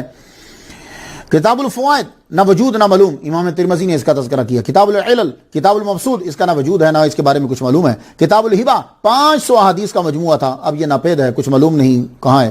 کتاب الاشربہ، اس کا امام دارقطنی نے ذکر کیا ہے مگر یہ ناپید ہے، اس کے بارے میں کچھ معلوم نہیں. کتاب الوحدان، اس میں ان صحابہ کا ذکر ہے جن سے ایک حدیث جو ہے وہ روایت کی گئی ہے. قرات خلف الامام، امام کے پیچھے پڑھنا، چونکہ آپ کا شوافے کی طرف رجحان تھا اس لیے آپ نے دلائل وہی دی ہیں اپنی کتاب کے اندر کہ پیچھے پڑھنا جو ہے وہ جائز ہے. کتاب الرقاق، اس کا بھی کوئی وجود نہیں ہے اور نہ اس کے بارے میں کچھ معلوم ہے. بر الوالدین، خلق افعال العباد جو ہے اس کے بارے میں کچھ معلوم نہیں ہے. کتاب المناقب جو ہے، رسالہ رفع الیدین، یہ رفع یدین جو ہے ہاتھ اٹھانا، یہ اس کے بارے میں بھی آپ نے لکھا کیونکہ آپ چونکہ شوافے کی طرف رجحان رکھتے تھے. اور کنیتوں کے بارے میں آپ نے جو کتاب لکھی ہے اس کے اندر جس کی جو کنیت تھی وہ آپ نے لکھی. بعد میں امام ذہبی رحمۃ اللہ علیہ نے اس کو حروف تہجی کی ترتیب سے اسے جو ہے وہ لکھا. اسامی صحابہ، یہ بھی جرمنی کے اندر اس کا ایک نسخہ موجود ہے. آپ کی سب سے مشہور ترین کتاب کہ جس کی جو آپ کی وجہ شہرت بنی اور جو اولیاء کرام اور تصوف والوں کے لیے ایک زبردست ذخیرہ ہے سیرت کا، وہ ہے بخاری شریف، لیکن یہ اس کا اصل نام نہیں. تو میرے سامعین جو ہیں وہ آج اس کا نام بھی یاد کر لیں. اس کا نام ہے الجامع الصحیح المسند المختصر من امور رسول اللہ صلی اللہ علیہ وسلم والسننہ وایامہ. یہ اتنا لمبا نام ہے بخاری شریف کا. لیکن آپ کیا بولتے ہو؟ بخاری شریف. تو نام اس کا کیا ہے؟ الجامع الصحیح المسند المختصر من امور رسول اللہ صلی اللہ علیہ وسلم والسننہ وایامہ. یہ ہے نام. تو آپ کی کرامات، اخلاقیات کے علاوہ جو چیز وجہ شہرت ہے وہ حضور صلی اللہ علیہ وآلہ وسلم کی احادیث پہ یہ کتاب، یہ آپ کی وجہ شہرت بنی. آپ کی یہ کرامت ایسی کرامت ہے کہ جس سے کرامات کا ظہور ہوا، جسے پڑھ کر عمل کر کے لوگ ولی اللہ بنتے ہیں. اس کو پڑھنے والے کی مشکل حل ہوتی ہے. اگر قحط میں پڑھا جائے تو رب بارش نازل فرما دیتا ہے. مشکل میں بخاری شریف کو پڑھا جائے تو اللہ تعالیٰ مشکل کو آسان فرما دیتا ہے. اسی لیے وہ لوگ کہ جو فاتحہ نہیں پڑھتے، وہ لوگ کہ جو تیجا، ساتہ، دسواں، یہ برسی، یہ چیزیں نہیں مناتے، وہ بھی بخاری شریف، حالانکہ یہ بدعت ہے لیکن وہ بھی بخاری شریف کا ختم کرواتے ہیں اور بخاری شریف کا ختم کے بعد جو ہے وہ دعا مانگتے ہیں. تو اگر فاتحہ اور تیجا، دسواں یہ اگر جائز نہیں ہے تو بخاری شریف کا ختم پڑھنا کہاں جائز ہو جائے گا؟ لیکن ان کو بھی وہی چیز ماننی پڑے گی جو اہل سنت والجماعت جو ہے وہ کرتے ہیں. آپ نے اس کتاب کو 16 سال میں لکھا. تو جب آدمی خود لکھتا ہے تو پھر ٹائم لگتا ہے. آج کل جو کتابیں آپ کو نظر دی، فلاں صاحب نے 1000 لکھ دی، فلاں نے 2000 لکھ دی، وہ ایک گروپ ہوتا ہے. تو وہ گروپ بیٹھ کر وہ کتاب لکھتا ہے. کچھ ڈھونڈتے ہیں، کچھ لکھتے ہیں، کچھ نیٹ کرتے ہیں، کچھ، تو وہ ایک پورا گروپ ہوتا ہے. تو جب آدمی خود کتاب لکھتا ہے پھر بڑی دیر لگتی ہے. یہ بات یاد رکھیے. تو امام بخاری رحمۃ اللہ نے 16 سال میں اس کو مکمل کیا. 6 لاکھ حدیث میں سے بخاری شریف کو چن کر لکھا، 7275 کو. اور فرمایا ما ترکت من الصحاح اکثر، میں نے اکثر صحیح حدیثیں چھوڑ دی ہیں. بس یہ جملہ آپ لوگوں نے یاد رکھنا ہے کہ بخاری شریف کے اندر پورا اسلام نہیں ہے اور بخاری شریف کے اندر ساری شریعت بھی نہیں ہے، مسائل بھی نہیں ہے. کیوں؟ اس لیے کہ آپ نے 92,725 چھوڑ دی ہیں، 7,275 لکھی ہیں آپ نے. بس یہ بات آپ نے یاد رکھنی ہے. تو اس لیے آپ کو بخاری شریف کے اندر ایک مسئلہ ملے گا، سارے مسئلے نہیں ملیں گے. کیوں؟ اس لیے کہ انہوں نے صرف 4000 لکھی ہیں مقرر چھوڑ کر، اور ٹوٹل 7275 لکھی ہیں، اور 92,725 چھوڑ دی ہیں آپ نے. یہ بات یاد رکھیے. تو آپ جب حدیث بیان کرتے ہیں تو ان بندوں سے روایت کرتے ہیں جن کی ملاقات آپس میں ہوئی ہے، ملے. یہ نہیں ہے کہ زمانہ ایک ہو، ملے. صحیح بخاری میں ضعف کی بنا پر جن راویوں پہ گفتگو کی گئی ہے وہ بنسبت دوسری کتابوں کے اس میں کم ہے. آپ نے اس کتاب کا آغاز مکہ میں کیا اور 16 سال بعد تکمیل مدینہ المنورہ میں کی. آپ اس سے حدیث لیتے جو زیادہ سے زیادہ اپنے شیخ کے ساتھ رہا ہے، جو کم رہا ہے اس سے کم حدیث لیتے. آپ کی کتاب میں ثلاثیات زیادہ ہیں. ایک بات اور آپ کو بتا دوں، آپ بخاری شریف کیوں مشہور ہوئی؟ اگر آپ سے کوئی بندہ پوچھتا ہے کہ امام بخاری ولی کامل حافظ الحدیث امام المحدثین، آپ کی کتاب مشہور کیوں ہوئی؟ تو بھائی آپ کی کتاب کے اندر ثلاثیات زیادہ ہیں. ثلاثیات سے مراد وہ حدیث ہیں جن میں امام بخاری سے حضور صلی اللہ علیہ وسلم تک 3 راوی ہوں، اور امام بخاری رحمۃ اللہ علیہ کی کتاب میں 22 ثلاثیات ہیں. 21 آپ نے امام اعظم ابو حنیفہ رحمۃ اللہ کے شاگردوں سے لی ہیں. تو اگر امام اعظم رحمۃ اللہ علیہ کے شاگرد نکال دیے جائیں تو بخاری کا جو ترہ امتیاز ہے وہ ختم ہو جائے. تو معلوم یہ ہوا کہ امام اعظم کتب وقت کہ بڑے بڑے کتب اور غوث اور ابدال جن کے ماننے والے اور فالوور ہیں، ان کا فیض ہے اس ولی کامل کے پاس بھی. اب سوال یہ ہے کہ 16 سال میں کیسے لکھا؟ 16 سال تو آپ مکے میں رہے ہی نہیں. کہتے ہیں نا آپ نے بخاری شریف مکے میں لکھی، تو آپ تو مکہ اور مدینہ میں 16 سال رہے ہی نہیں. تو پھر آپ نے مکہ اور مدینہ میں کیسے لکھ لی؟ اور مکہ اور مدینہ میں تو شور ہوتا ہے، یہ شور میں بیٹھ کر کتاب کیسے لکھ لی؟ لوگوں کا آنا جانا لگا رہتا ہے نا، تو کیسے لکھ لی آپ نے کتاب؟ جھمگڑا لگا رہتا ہے. تو سنیے، آپ کو جب شوق پیدا ہوا کہ میں صحیح احادیث کو اکٹھا کروں، اب آپ نے لکھنا شروع کیا. لیکن آپ کے لکھنے کا طریقہ کیا تھا؟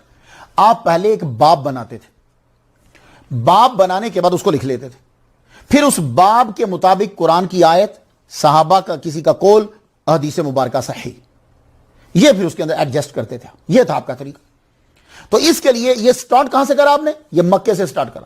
اس کے بعد پھر آپ وہاں سے چلے گئے، مختلف جو ہیں وہ شہروں کے اندر آپ پھرتے رہے، اور جہاں جاتے تھے وہ مسودہ لکھتے رہتے تھے.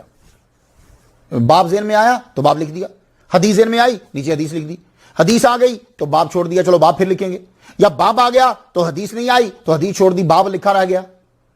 تو یہ آپ مسودہ تیار کرتے رہے. جب یہ مسودہ آپ کا تیار ہو گیا تو پھر پلٹ کر واپس مکے آئے آپ. تو دوبارہ جب آئے تو اب آپ نے کیا کیا کہ آپ نے لکھنا شروع کیا اس کو. بات سمجھ میں آ رہی ہے آپ کو؟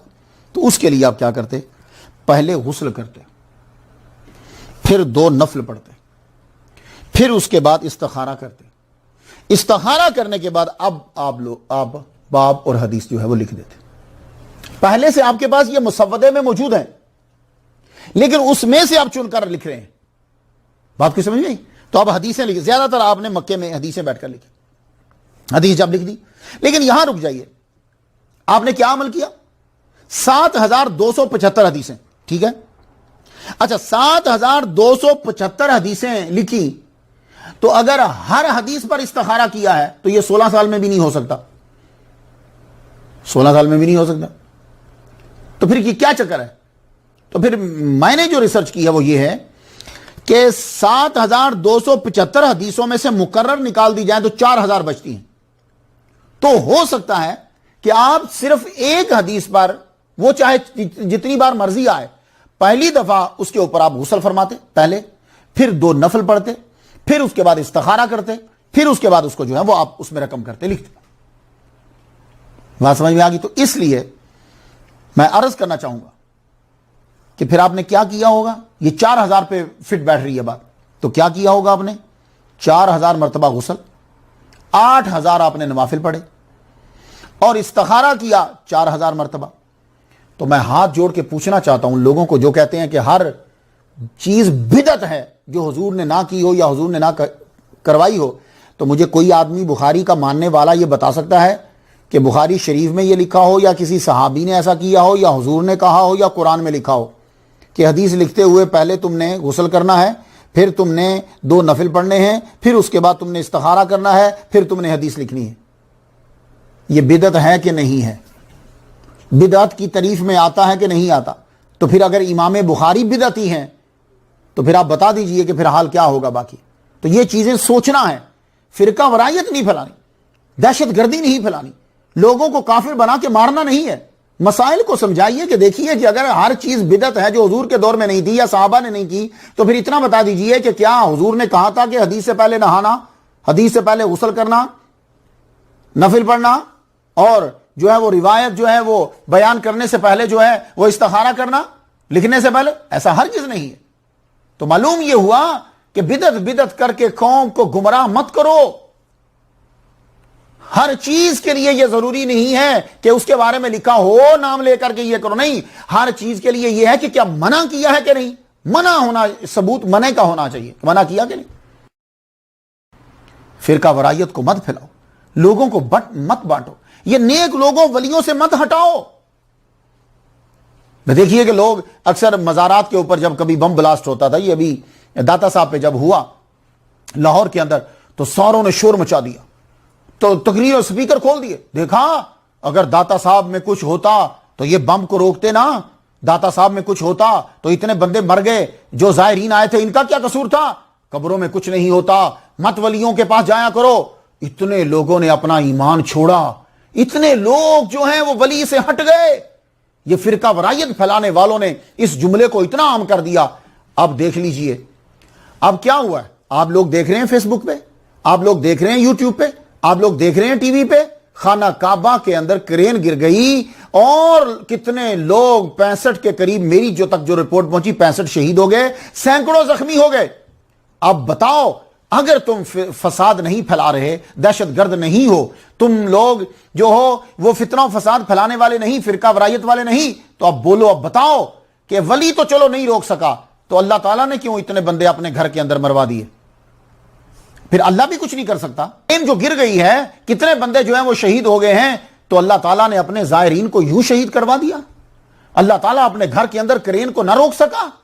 کیا آپ یہ تبلیغ کرو گے؟ خدا کا خوف کرو. اللہ کے بندوں سے کیوں ہٹاتے ہو لوگوں کو؟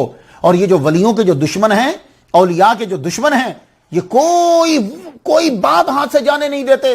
قبروں کو گرائیں گے اور کہیں گے ولی کچھ نہیں کر رہا, مزارات کو گرا دیں گے, بموں سے اڑے گا تو کہیں گے دیکھا ولی نے کیا کیا. اب یہی میں ان سے پوچھنا چاہتا ہوں, یہ اللہ تعالیٰ نے کیوں نہیں بچائے بندے, پھر تو کیا اللہ بھی کچھ نہیں کر سکتا؟ نہیں, چیزیں تقدیر میں لکھی جا چکی ہیں. یہ تقدیر کے اندر رب تعالیٰ نے لکھ دیا. اب جو لکھ دیا ہے وہ دعاؤں سے ٹلتا ہے, لیکن ویسے جو ہے وہ ہوتا سو ہوتا ہے. تو یہ بات یاد رکھو, اس لیے اپنے ایمان کو مضبوط کر لو. تمہیں کبھی کوئی یہ کہے آ کر کہ ولی میں طاقت ہوتی تو یوں ایسے مزار کے اوپر کیوں ہوا, تو اسے کہو تو پھر تو یہ تیرا اعتراض اللہ پر بھی ہوگا کہ یہ خانہ کعبہ کے اندر کرین گر گئی اور اتنے بندے مر گئے, یا ایسا پھر اللہ نے کرین کو کیوں نہیں روکا؟ نعوذ باللہ, نعوذ باللہ, نعوذ باللہ. اپنے ایمان کو بچائیے, اولیاء سے محبت کو برقرار کیجئے اور شامل ہو جائیے کہ اولیاء کا پیغام آگے پہنچائیں. اولیاء سے بڑھ کر کوئی بھی توحید کو پھیلانے والا نہیں. تو امام بخاری رحمت اللہ علیہ, آپ اگر بدعت, ہر چیز بدعت بدعت بدعت بدعت ہے تو پھر امام بخاری پر کیا فتویٰ ہے؟ میں اس کا انتظار کروں گا کہ جو انہوں نے 4000 مرتبہ غسل کیا, 8000 نوافل پڑھے اور 4000 استخارے کیے, یہ قرآن میں ہے, حدیث میں ہے, حضور نے کہا, صحابہ نے کیا, پھر امام بخاری نے کیوں کیا؟ اور کیا یہ بدعت ہے کہ نہیں ہے؟ اور اگر یہ بدعت ہے اور یقیناً بدعت ہے تو پھر امام بخاری پہ کیا حکم لگتا ہے؟ تو آپ نے جب مسودہ تیار کر لیا, تو مسودہ تیار کرنے کے بعد اب آپ مدینہ شریف آئے. تو مدینہ جو ہے وہ منبر اور سرکار کے روزے کے بیچ میں بیٹھ کر اب آپ نے تراجم الابواب جو ہیں وہ اس میں شامل کر دیے. اب وہ جو تراجم آپ لکھتے گئے, حدیثیں تو لکھی ہوئی تھی تو آپ کے ذہن میں تراجم بھی تھے, کچھ آپ نے باب لکھے ہوئے تھے, اب آپ وہاں باب کو فٹ کرتے گئے. لیکن کچھ باب تھے کہ وہ لکھے لیکن اس کے انڈر میں حدیث نہیں ہے. چونکہ میرا باب, میری گفتگو جو ہے وہ حدیث ٹاپک نہیں ہے, اس لیے میں ڈیٹیل میں جا نہیں رہا. یہ بھی آج کا بھی میں سمجھ رہا ہوں کہ میرے لسنر کے لیے بہت خشک ہو گیا اور بہت آگے چلا گیا مسئلہ, لیکن نہیں, میں ضروری سمجھتا تھا کہ چند باتیں یہ بھی میں اپنے سامعین کو جو ہیں وہ دیتا جاؤں. امام بخاری اپنے عقائد کی کلیات, پھر کلیات کی جزیات, پھر جزیات کو ہزاروں ہزار ابواب کی شکل میں جمع کرتے جن کو تراجم ابواب کہا جاتا ہے. تو کچھ ابواب تو بخاری میں ہیں لیکن نیچے حدیث نہیں. بخاری شریف صحیح ہے. امام بخاری رحمت اللہ, اس ولی کامل نے, اس زاہد و عابد و محدث نے جب بخاری شریف لکھ دی ہے اور ہم کہتے ہیں کہ بخاری شریف صحیح ہے, تو پھر ہم اس کے اوپر عمل کیوں نہیں کرتے؟ یہ ایک اتنا بڑا اعتراض ہے کہ نارمل عام آدمی جو ہے وہ پھسل جاتا ہے. وہ کہتا ہے جی بخاری شریف صحیح ہے تو پھر آپ جو بخاری میں لکھا اس پر عمل کریں, وہ عمل کیوں نہیں کرتے؟ تو واقعی بات بالکل ٹھیک ہے. کچھ باتیں ٹھیک ہوتی ہیں, کرنے والا خبیث ہوتا ہے.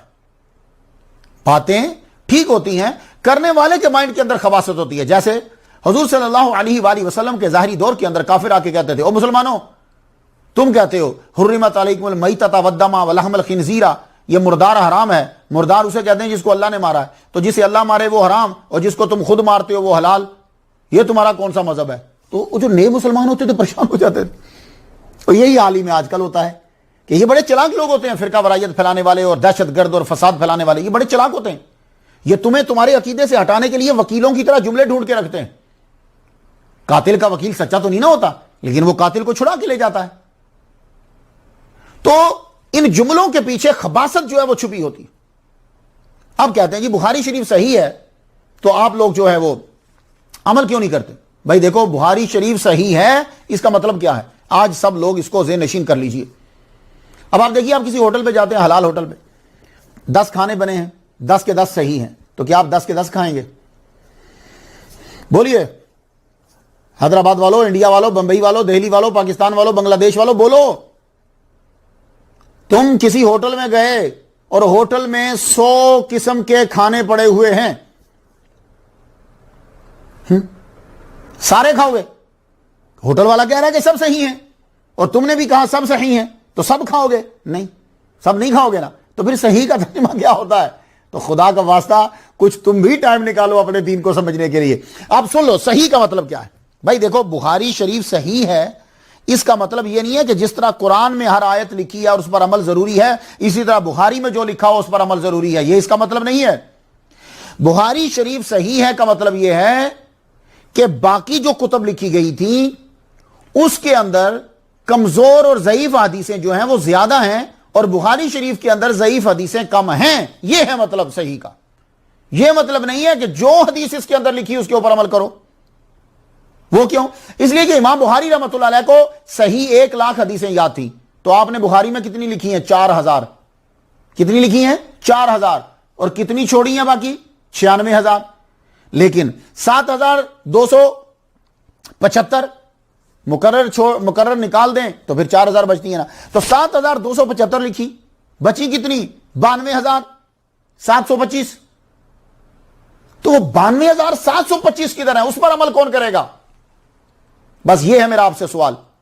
تو امام بخاری نے صرف 4,000 حدیثیں جو تھیں اپنے عقیدے کے مطابق, جو ان کا عقیدہ تھا اس کے مطابق انہوں نے صحیح حدیث کو لا کر رکھ دیا. تو 92,725 آپ نے جو ہے وہ چھوڑ دی. 92,725 کو آپ نے چھوڑ دیا تو صحیح کون سی ہوں گی؟ زیادہ صحیح کون سی ہوں گی؟ جو نہیں لکھی یا جو لکھ دی؟ جو نہیں لکھی وہ زیادہ صحیح ہیں, وہ زیادہ ہیں تعداد میں. تو اس لیے صحیح کا مطلب یہ ہے کہ جو کتابیں آپ نے لکھی, صحیح کا مطلب یہ ہے کہ باقی جو کتابیں ہیں ان میں ضعیف راوی زیادہ ہیں اور اس کے اندر جو ہے وہ کم ہے. ورنہ امام بخاری رحمۃ اللہ علیہ نے صرف 4,000 حدیثیں مقرر چھوڑ کر, مقرر نکال دیں تو 4,000 لکھی ہیں, اور 6 کتابوں کے اندر ٹوٹل 12,500 کے قریب حدیثیں مقرر چھوڑ کر. تو بتاؤ, تو کیا ساری شریعت ان 6 کتابوں کے اندر؟ نہیں, کیونکہ 6 کتابوں کے اندر تو مقرر چھوڑ کر 12,500 حدیثیں ہیں, تو ساری شریعت ان کے اندر نہیں ہے. تو ساری شریعت کس کے پاس ہوگی؟ ساری شریعت اس کے پاس ہوگی جس کے پاس احادیات ہیں, سنائیات ہیں. ان کے پاس تو صرف ثلاثیات ہیں, اور وہ بھی 22-23, جن کی عام حدیثیں جو ہیں وہ دوسری ہیں, اور ترہ امتیاز ثلاثیات ہیں. اس امام اعظم کا حال کیا ہوگا کہ جس کی عام حدیثیں ثلاثیات ہیں اور اس کے پاس ترہ امتیاز اس کی احادیات ہیں اور اس کی ثلاثیات ہیں. بخاری شریف میں ٹوٹل 22 ثلاثیات ہیں, اور امام اعظم کی اکثر ثلاثیات ہیں, کیونکہ آپ کی ملاقات صحابہ سے ہوئی ہے, حضور سے روایت کرتے ہیں, تو ایک بندہ ہے بیچ کے اندر, ایک بندہ. امام بخاری رحمۃ اللہ علیہ کو اللہ تعالیٰ نے اتنا حافظہ عطا فرمایا کہ آپ کو ایک حدیث کے تمام ترک یاد ہوتے تھے. باقی محدثین کو ایک حدیث کی یا ایک ہی سند یا اسی حدیث کی 2 ہوں, لیکن آپ کو جتنے ترک ہوتے تھے, جتنی اسناد ہوتی تھی, وہ سب یاد ہوتی تھی آپ کو. ایک بار آپ بصرہ کے جامع مسجد میں آئے, 1,000 کا مجمع تھا. آپ نے فرمایا آج میں تم کو وہی حدیث لکھواؤں گا کہ جو تمہارے محدثین نے روایت کی. پھر آپ شروع, آپ ایک حدیث بیان کرتے اور ساتھ پھر تشریح کرتے. فرماتے تمہارے شہر والے اسے فلاں سند سے بیان کرتے, لیکن میں یہ حدیث تمہیں فلاں سند سے بیان کر رہا ہوں. تو امام بخاری اس امام ولی کامل صوفی زاہد و متقی و پرہیزگار کو تمام ترک کے ساتھ حدیثیں یاد ہوتی. علل حدیث, امام بخاری کو اس کے اوپر بھی ملکہ تھا. یہ ایک الہامی چیز ہوتی کہ حدیث کے اندر چھپی ہوئی اس علت کو پہچان لیں, کہ کسی نے جھوٹی حدیث تو نہیں بنائی, راوی کا دوسرے راوی کے ساتھ تعلق ہے کہ نہیں ہے, یہ ملاقات کی ہے یا ہم اثر ہے. بالکل یہ بڑے چھوٹے سا اس کے اندر جو ہے نا, یہ الہامی چیز ہی سمجھ لیجیے. اللہ اکبر جل شانہ. امام اعظم نعمان بن ثابت رحمۃ اللہ کے دور میں اتنا ڈر نہیں تھا ان چیزوں, کیونکہ آپ کے پاس تو احادیات ہیں. کیوں؟ ایک آدمی ہے, وہ دور ہی ایسا ہے کہ خیر القرون قرنی ثم الذین یلونہم ثم الذین یلونہم. میں آپ کو برکت کے لیے ایک سنا دوں, احادیات میں سے ایک سنا دوں, سنیے, میرے لیے بھی باعث برکت ہے یہ. بسم اللہ الرحمن الرحیم. امام اعظم ابو حنیفہ رحمہ اللہ نے ابا معاویہ عبداللہ بن ابی اوفا سے سنا, انہوں نے حضور صلی اللہ علیہ وآلہ وسلم سے سنا, من بنا للہ مسجدا ولو کمفحص قطات بنا اللہ لہ بیتا فی الجنت. اللہ اکبر. 16 احادیات میں سے ایک واسطہ, بس 16 احادیات ہیں آپ کی, اور ایک واسطہ ہے ویسے. یہ امام اعظم, یہ بیچ میں ایک واسطہ, اور یہ حضور کا فرمان. امام اعظم نعمان بن ثابت ابو حنیفہ رحمۃ اللہ کے پیروکاروں فقہ کے اندر خوش نصیب ہو تم لوگ کہ امام بخاری رحمۃ اللہ علیہ ان کے شاگردوں کے شاگرد ہیں. یہ سعادت کسی کو حاصل نہیں. امام بخاری رحمۃ اللہ چونکہ امام اعظم کے وصال سے 44 سال بعد پیدا ہوئے, آپ کے پاس بھی وحدان حدیث نہیں ہے. تو اب آپ بتائیں محدثین میں سب سے افضل کون ہوئے؟ امام بخاری یا آپ کے استادوں کے استاد امام اعظم نعمان بن ثابت. یہ کچھ تھوڑا سا ٹیپیکل ہو گیا، لیکن آپ کو ولی بننے کے لیے حدیث پر عمل ضروری ہے. اطیع اللہ و اطیع الرسول، اور اس کے لیے حدیث کی کتاب ہو ضروری ہے. کوئی ولی کامل قرآن اور حدیث کی اتباع کے بغیر نہیں بن سکتا. لیکن یہاں حیران کن ایک بات یہ ہے، بات تھوڑی سی مدرسے میں چلی گئی نا تو کوئی بات نہیں، برداشت کر لیجیے کہ خانقاہ بھی مدرسہ ہی ہوتا ہے. حیران کن بات یہ ہے کہ امام بخاری رحمۃ اللہ علیہ نے حضرت امام اعظم ابو حنیفہ رحمۃ اللہ سے روایت کیوں نہیں لی؟ جب امام اعظم کے پاس وحادیات ہیں، امام اعظم صحابہ کو ملے ہیں، امام بخاری امام اعظم کے شاگردوں کے شاگردوں کے شاگرد ہیں، تو پھر ان سے حدیث کیوں نہیں لی؟ ان سے بھی حدیث لیتے. تو ایک بات سن لیجیے، حدیث نہ لینے کی وجہ یہ نہیں کہ امام اعظم کمزور تھے یا ان کو حدیث نہیں آتی تھی. ہاں، یہ وجہ نہیں. اگر یہ وجہ ہے تو پھر اعتراض ہوگا کہ امام بخاری رحمۃ اللہ علیہ نے امام شافعی سے حدیث کیوں نہیں لی؟ چلو وہ تو مضبوط ہے نا، سکہ ہے نا، مجدد ہے، امام ہیں، کئی کتب اور غوث اور ابدال ان کے فالوور ہیں، ان سے حدیث کیوں نہیں لی؟ اور پھر چلو یہ چھوڑیے، امام احمد بن حنبل کے پاس 8 مرتبہ گئے ہیں امام بخاری. جب بھی کبھی بغداد گئے ہیں ان کے پاس ٹھہرتے تھے، ان سے بھی بلا واسطہ ایک ہی حدیث لی ہے. سینکڑوں حدیثیں ان سے سماعت کی ہیں، کئی مسائل کے اوپر ڈسکس ہوتی تھی. آپ کے استاد ہیں، کیوں نہیں حدیث لی؟ بہت زیادہ کیوں نہیں لی؟ کیا وہ بھی کمزور اور ضعیف تھے؟ بالواسطہ تو ہیں، بلا واسطہ ایک ہی. کتاب النکاح میں ہے وہ حدیث مبارکہ، اور وہ بھی موقوف ہے. چلیے اسے بھی چھوڑیے. امام بخاری تو سکہ ہے نا، ان جیسا تو کوئی بندہ نہیں ہوگا علم میں بھی اور عمل میں بھی. یہ کس کے استاد ہیں؟ امام مسلم کے. امام مسلم نے ایک حدیث نہیں لی امام بخاری کی اپنی کتاب کے اندر. اللہ اکبر جل جلالہ. تو اولیاء بننے کے لیے یہ نہیں ہے کہ آدمی چپ کر جائے اور اس کو علم نہ آتا ہو. ولی کامل پیر میل علی شاہ رحمہ اللہ کتنے بڑے مجدد ہیں، لیکن زبردست رائٹر اور زبردست اسکالر.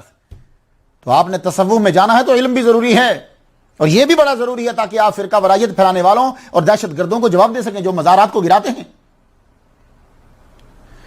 امام مسلم باوجود اس بات کے کہ آپ ان کے ہاتھ چوم رہے ہیں، ان کی پیشانی چوم رہے ہیں، اور کہتے ہیں کہ اے امام مجھے اجازت دے کہ میں تیرے پاؤں چوموں، حدیث ہی نہیں لی. سنی سینکڑوں، لی کوئی نہیں، بیان نہیں کی. تو پھر تو آج آپ سن لیجئے، امام بخاری رحمۃ اللہ علیہ نے امام اعظم سے حدیث اس لیے لینی کہ آپ کے جو مسائل تھے اور عقیدہ تھا وہ امام اعظم سے میچ نہیں کرتا تھا. تو ایمان عمل کا بھی نام ہے، صرف اقرار کا نام نہیں ہے.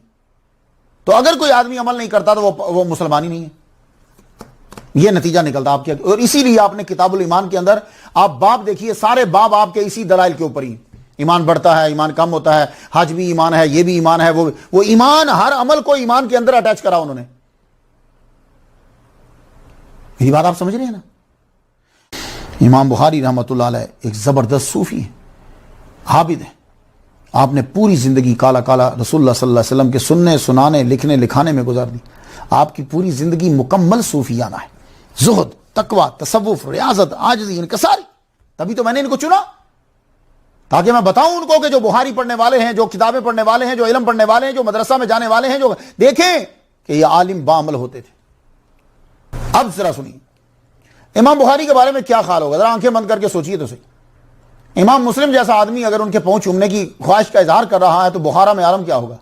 امام بخاری رحمۃ اللہ علیہ کا اللہ اکبر، حاکم کی کیا عزت ہوگی جو امام بخاری رحمۃ اللہ کی.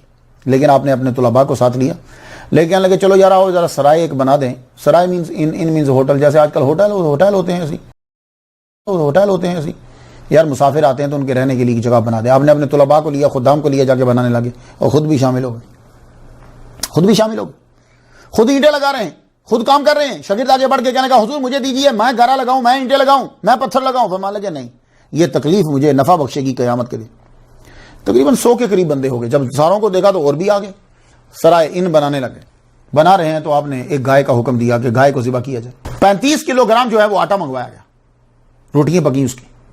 100 بندہ تھا جب آپ بنا رہے تھے، بعد میں زیادہ ہو گئے. اور ظاہر ہے جب کہ لوگوں نے یہ دیکھا کہ گائے پک رہی ہے، اتنی روٹیاں آ گئی ہیں، تو اب ہم بھی چلتے ہیں روٹی کھاتے ہیں، زیادہ ہو گئے. لیکن امام بخاری رحمۃ اللہ علیہ کی یہ کرامت ہے کہ 100 کے لیے کھانا بنایا تھا، پورا گاؤں آ گیا، کھانا سب کھا گئے، کھانا کم نہیں پڑا.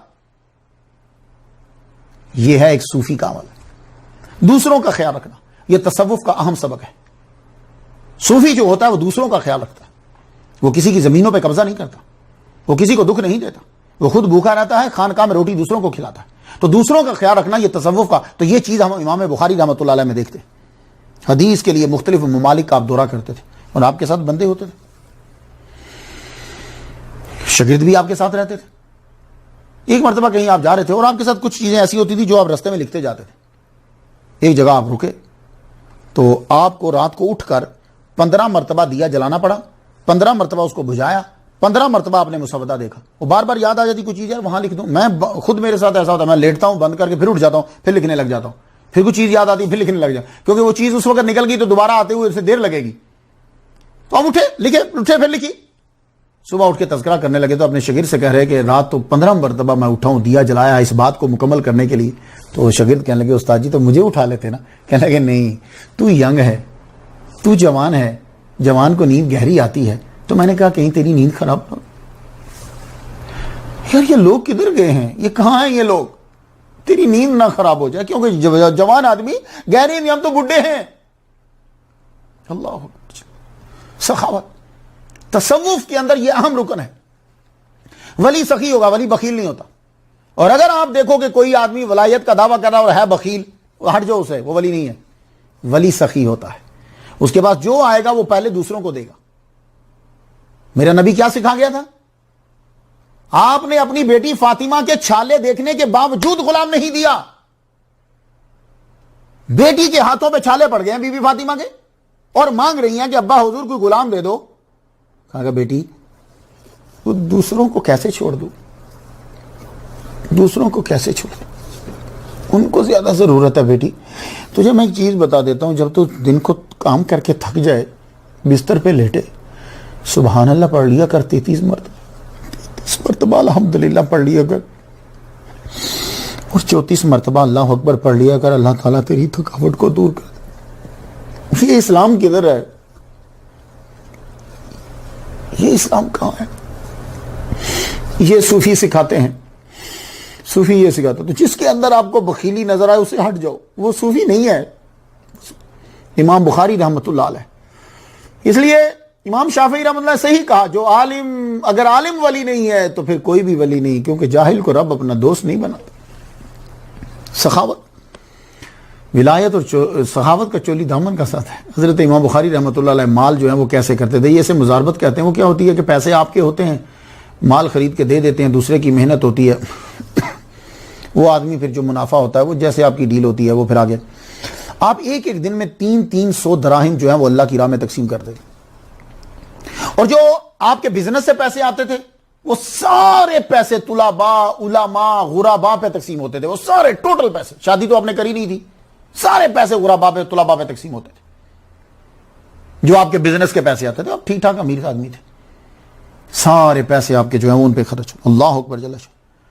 پیسے کی کوئی فکر نہیں ہوتی. آپ لوگ یہ نہیں ہے کہ آپ پیسوں کے دشمن ہوتے ہیں اولیاء کرام, نہیں, پیسہ ہوتا ہے ان کے پاس لیکن وہ دلچسپی نہیں ہوتی. وہ پیسہ اس لیے لیتے ہیں تاکہ کچھ چیزیں اس کے ذریعے سے نیکی ہوتی ہے, اس لیے اس کو رکھو, اس کے ذریعے سے آخرت کمائیں گے. جیسے چاقو سے ذبح کیا جاتا ہے, ڈنڈے سے مارا جاتا ہے, تو وہ پیسے کو بھی اسی طرح رکھتے ہیں کہ اس سے کچھ چیزیں لی جاتی ہیں آخرت کے لیے. تو امام بخاری رحمہ اللہ کے پاس ایک دفعہ مال آیا تو تاجر آ گئے, کہنے لگے کہ ہم آپ کو اتنے پیسے دیتے ہیں, تو اس میں سے پرافٹ آپ کو 5000 درہم ہو رہی تھی. آپ نے فرمایا چلو ٹھیک ہے, تم صبح آ کے مال لے جانا. تھوڑی دیر کے بعد دوسرے تاجر آ گئے, دوسرا گروپ آ گیا, وہ جو اس کی پرائس لگا رہا تھا اس میں آپ کو 10,000 درہم کی پرافٹ ہوتی تھی. تو آپ فرمان لگے وہ اصل میں بات پتہ کیا ہے, میں زبان دے بیٹھا, اب میں واپس نہیں آ سکتا. دیکھ رہے ہیں آپ, یہ ہے صوفی, اسے تصوف کہتے ہیں. فرمان لگے زبان دے چکا میں, اب میں بدل نہیں سکتا, تو 5,000 کو چھوڑ دیا. تو مجاہدہ جو ہوتا ہے یہ تصوف کا بنیادی چیز ہے. یہ نفس امارہ کو مارنا ہے, دنیا کی محبت نکل جائے, وہ طریقے اختیار کرنے ہیں. امام بخاری رحمۃ اللہ علیہ نے مجاہدہ کیا. مجاہدہ کیسے کیا سن لو. خواہشات کو مارا, نفس امارہ کو مارا, اور جو سب سے زیادہ اسے دباتی ہے چیز وہ بھوکا رہنا ہے. امام بخاری رحمۃ اللہ کی خوراک کیا ہوتی تھی, چلیے بتائیے. اتنا امیر آدمی ہے, 300 درہم 300 درہم روزانہ کے صدقہ کر رہا ہے، کیا کھاتا ہوگا؟ خوراک کے بارے میں سوچئے ذرا. میں بتاؤں، 1 بادام یا 2 بادام، یہ ٹوٹل 24 گھنٹے کی خوراک ہے امام بخاری کی. 1 بادام یا 2 بادام. اور کبھی بادام نہیں ملتے تو سوکھی روٹی کے ٹکڑے کھا کے گزارا کیا. یہ آپ کی ٹوٹل ساری زندگی خوراک رہی ہے. سالن کو ہاتھ نہیں لگایا 40 سال تک. آپ جب بیمار ہو گئے تو اطباء نے جب آ کر آپ کو چیک کیا تو اطباء کہنے لگے کہ یہ آدمی کی انتڑیاں سوکھ چکی ہیں اس وجہ سے کہ اس نے سوکھی روٹیاں پتہ نہیں کتنے سالوں کھائی ہیں.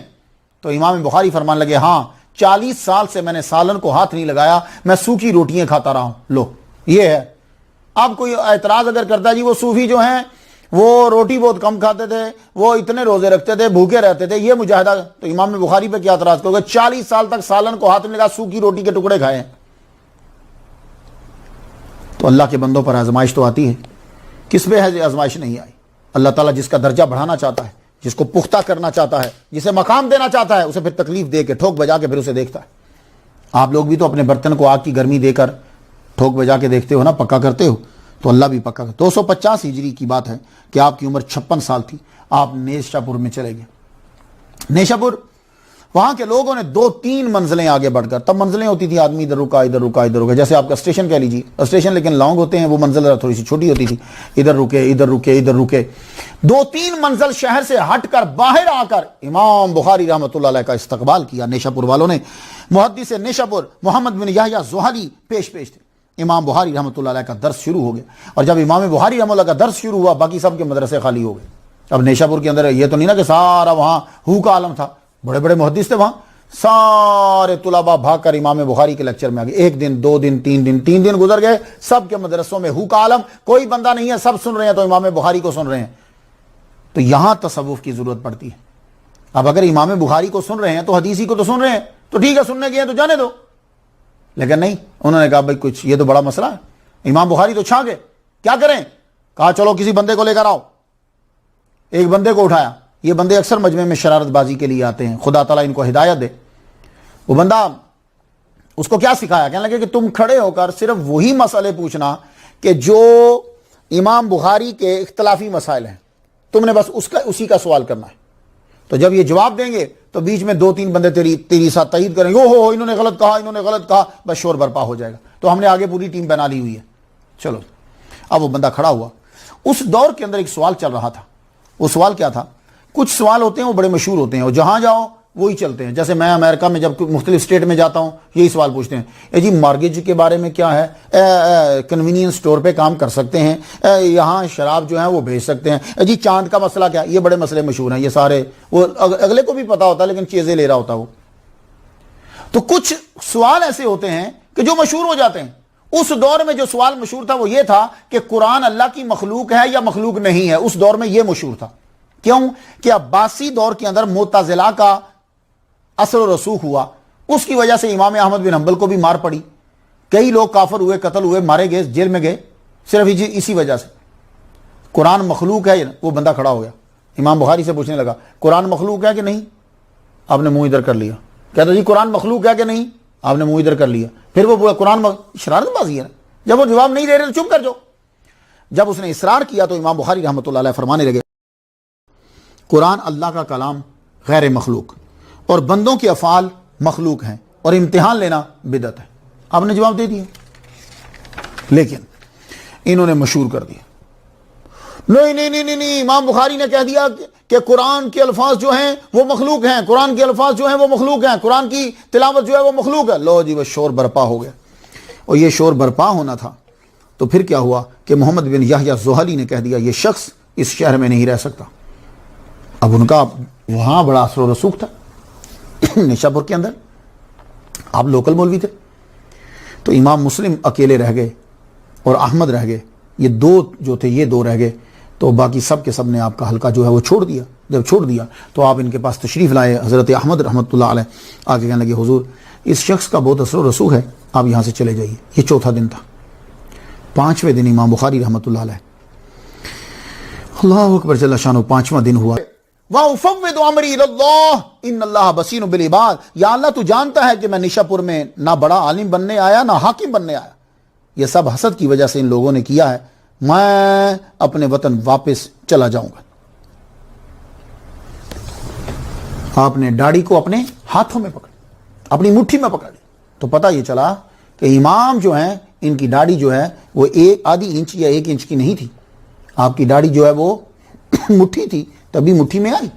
تو یہ حدیثوں کا امام جس کو 6 لاکھ حدیثیں یاد تھیں، اسے معلوم تھا کہ داڑھی کتنی ہونی چاہیے جو حضور صلی اللہ علیہ وسلم کی سنت ہو. تو اس لیے مرزائیوں جتنی جو داڑھی ہوتی ہے، اور وہ داڑھی اس طرح کی ہوتی ہے، اس کی آپ کو میں نشانی بتا دوں، وہ ایسے لگتا ہے دور سے اگر دیکھو تو یوں لگتا ہے کسی چیز کو جیسے چیونٹیاں چمٹی ہوئی ہیں، وہ اس طرح کی داڑھی ہوتی ہے. وہ حضور کی سنت ہر کسی نہیں ہوتی.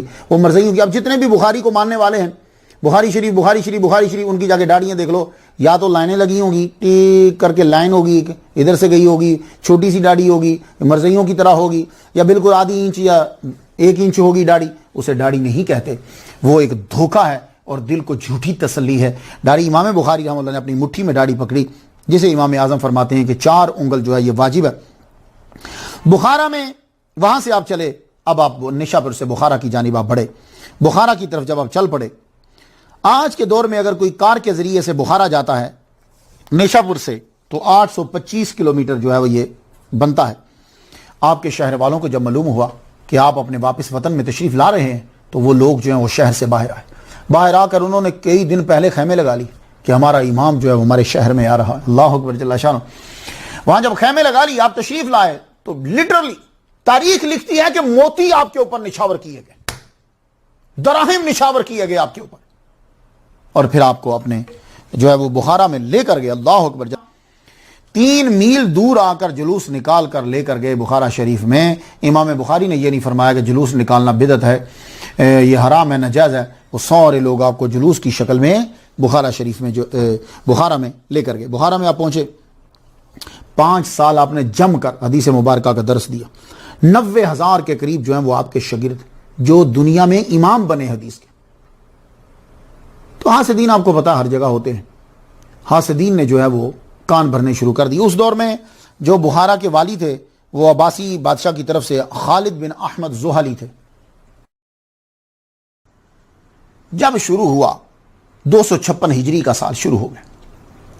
یہ سال شروع ہوا تو آپ کے لیے بخارا والوں نے بھی مشکلات پیدا کرنی شروع کر دی. وہ کیوں؟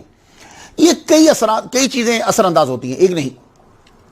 ظاہر ہے کہ جب شہرت عام ہوتی ہے تو حاسدین تو پیدا ہوتے ہیں، یہ تو اللہ تعالیٰ خود پیدا کر دیتا ہے، وہ تو ہیں.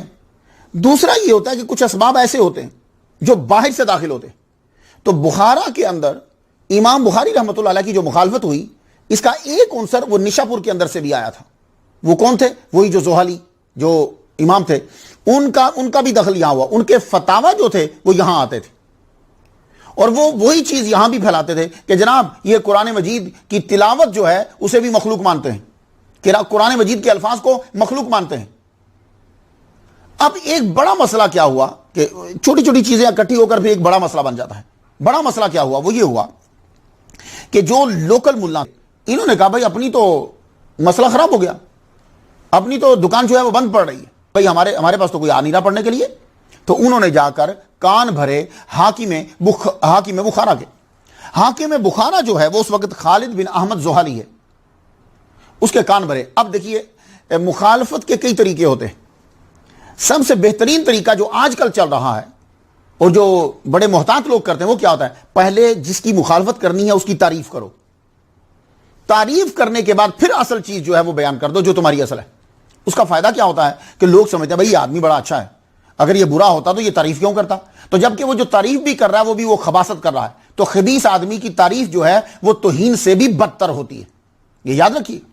اب یہ علماء میڈیا جو تھے یہ سارے گئے جا کے حاکم بخارا سے کہنے لگے امام بخاری اتنے زبردست امام ہیں، دنیا ان کی جو ہے وہ قدر کرتی ہے.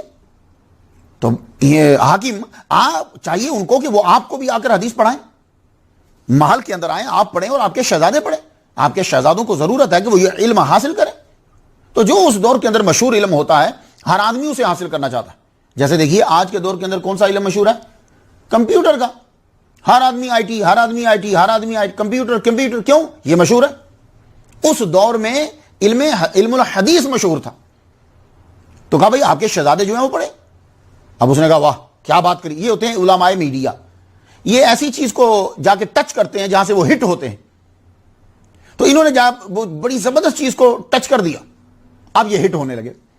تو اب حاکم بخارا نے امام بخاری رحمۃ اللہ علیہ کو میسج بھیجا, کہنے لگے کہ آپ آ کر محل میں میرے بچوں کو پڑھائیں, میں بھی حدیث جو ہے وہ سیکھنا چاہتا ہوں. اپنا نام بھی بیچ میں ڈال دیا.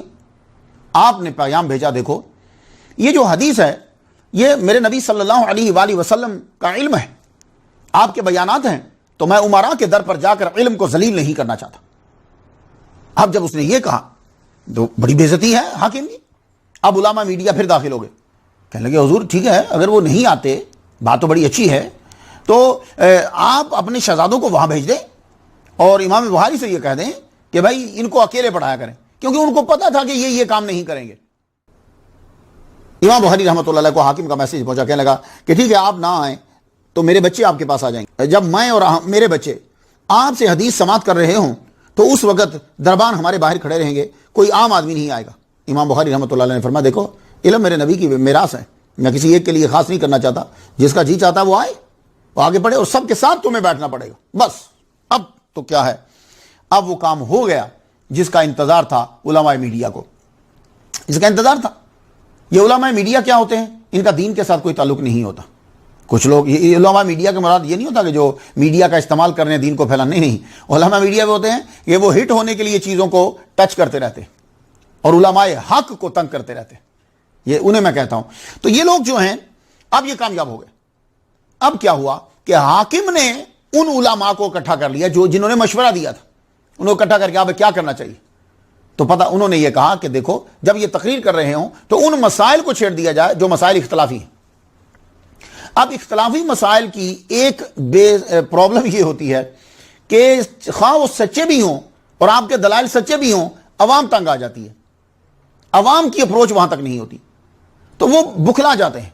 تو اب جو غالب آ جاتا ہے وہ اسی کو سچا سمجھتے ہیں, بھلے سے وہ جھوٹا بھی ہو. یہ اختلافی مسئلے کی بڑی پرابلم ہوتی ہے کہ اختلافی مسئلے کے لیے ایک ایسی کیفیت اور ماحول کا ہونا ضروری ہوتا ہے سمجھنے کے لیے کہ جہاں سننے والے خود کو شاگرد سمجھ رہے ہوں اور بتلانے والا استاد ہو, اور ایک دوسرے کی نظر میں جو ہے وہ ایک حقیقت کو سمجھنا چاہتے ہوں. عام تقریر کے اندر اگر ان مسائل کو چھیڑ دیا جائے تو بڑا بھاری پڑ جاتا ہے کچھ طبقے کے لیے. تو وہی حال ہوا. امام بخاری رحمۃ اللہ علیہ جب تقریر شروع کرتے تو اختلافی مسائل بیچ میں کھڑے ہو کر انہوں نے سکھائے ہوتے, وہ کھڑے ہو کے شروع کر دیتے. اب جب وہ شروع کر دیتے اس سے لوگ آہستہ آہستہ جو ہے وہ پیچھے ہٹنے لگے, اور مسائل بھی وہ چھیڑتے کہ جو لوکل عوام کے مسائل عقائد اور ہوتے اور امام بخاری رحمۃ اللہ علیہ کا اجتہاد اور ہوتا. تو اب لوگوں کو یہ سمجھ نہ آتی. تو نتیجہ کیا نکلا, عوام خلاف ہونے لگ گئی. جب عوام خلاف ہوئی اور اوپر سے نیشا پور کا جو ہے محمد بن یحییٰ زحلی, ان کا بھی فتویٰ آ گیا. یہاں سے آپ کا ایک اجتہاد جو تھا, مجتہد اپنا اجتہاد کرتا ہے, امام بخاری رحمۃ اللہ کا ایک اجتہاد نیا تھا, وہ یہ سب چیزیں مل کر کیا ہوا کہ علماء نے فتویٰ دیا کہ ان کو بخارا میں نہیں رہنا چاہیے, ان کا عقیدہ ہی بالکل ڈیفرنٹ ہے. تو جب علماء کے سائن ہو گئے تو حاکم نے بخارا نے زبردستی آپ کو بخارا سے نکل جانے کا آرڈر دے دیا. جب آرڈر دے دیا, آرڈر کے وقت آپ کے منہ مبارک سے کیا نکلا, یہ مقدمہ فتح الباری صفحہ 494 کے اوپر آپ نے ان کے لیے پھر بد دعا کی, حاکم بخارا کے لیے اور علماء میڈیا کے لیے, اور یہ جتنے تھے وہ جو اس دور کے جو ہٹ ہونا چاہتے تھے اور حسد کی بنا پر مخالفت کر رہے تھے, آپ نے پھر ان کے لیے بھی بد دعا کی اور کہا یا اللہ جیسے مجھے بے عزت کیا ویسے ان لوگوں کو اپنی ذات, اپنی اولاد اور اپنی اہل کی بے عزتی دکھا. وہی ہوا. پھر ایک ولی کامل, ایک صوفی, ایک زاہد, ایک عابد, ایک امام, ایک حافظ الحدیث کے منہ سے جب یہ جملے نکلے وہ جملے پورے ہوئے.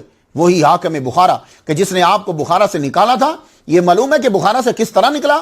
اس کے آرڈر بغداد سے جاری ہوئے کہ اس کو معزول کر دیا جائے, اس کو گدھے کے اوپر بٹھایا جائے, بخارا میں پھیرایا جائے اور بغداد میں اس کو زنجیریں باندھ کر وہاں لایا جائے. زنجیریں باندھ کر لایا گیا اور قید کے اندر یہ مر گیا. اور وہ جو ملا جو تھے امام بخاری رحمۃ اللہ علیہ کے خلاف جو باتیں کر رہے تھے, جنہوں نے سازشیں کری تھی, اتنے برے گندے الزام ان کے اوپر لگے کہ میں آپ کو تقریر میں بتا ہی نہیں سکتا. سب ذلیل اور رسوا ہوئے اور ان کے بچے اور آگے کئیوں کو بیماریاں لگ گئیں. امام بخاری رحمۃ اللہ علیہ کہ بخارا سے جب نکلنے کے آرڈر ہو گئے تو اب بخارا سے نکل کر سمرقند کی طرف آپ نے رخ کیا. سمرقند کے رستے میں خرتنگ ایک شہر آتا ہے, قصبہ آتا ہے. خرتنگ میں آپ کے رشتہ دار رہتے تھے, تو آپ نے فرمایا چلو وہاں رکتا ہوں, وہاں سے آگے سوچتا ہوں کہ سمرقند جانا یا کہیں جانا. آپ رستے میں خرتنگ جب پہنچے تو خرتنگ میں آپ اپنے رشتہ داروں کے پاس رک گئے, اور یہ ماہ رمضان المبارک ہے 256 ہجری کا.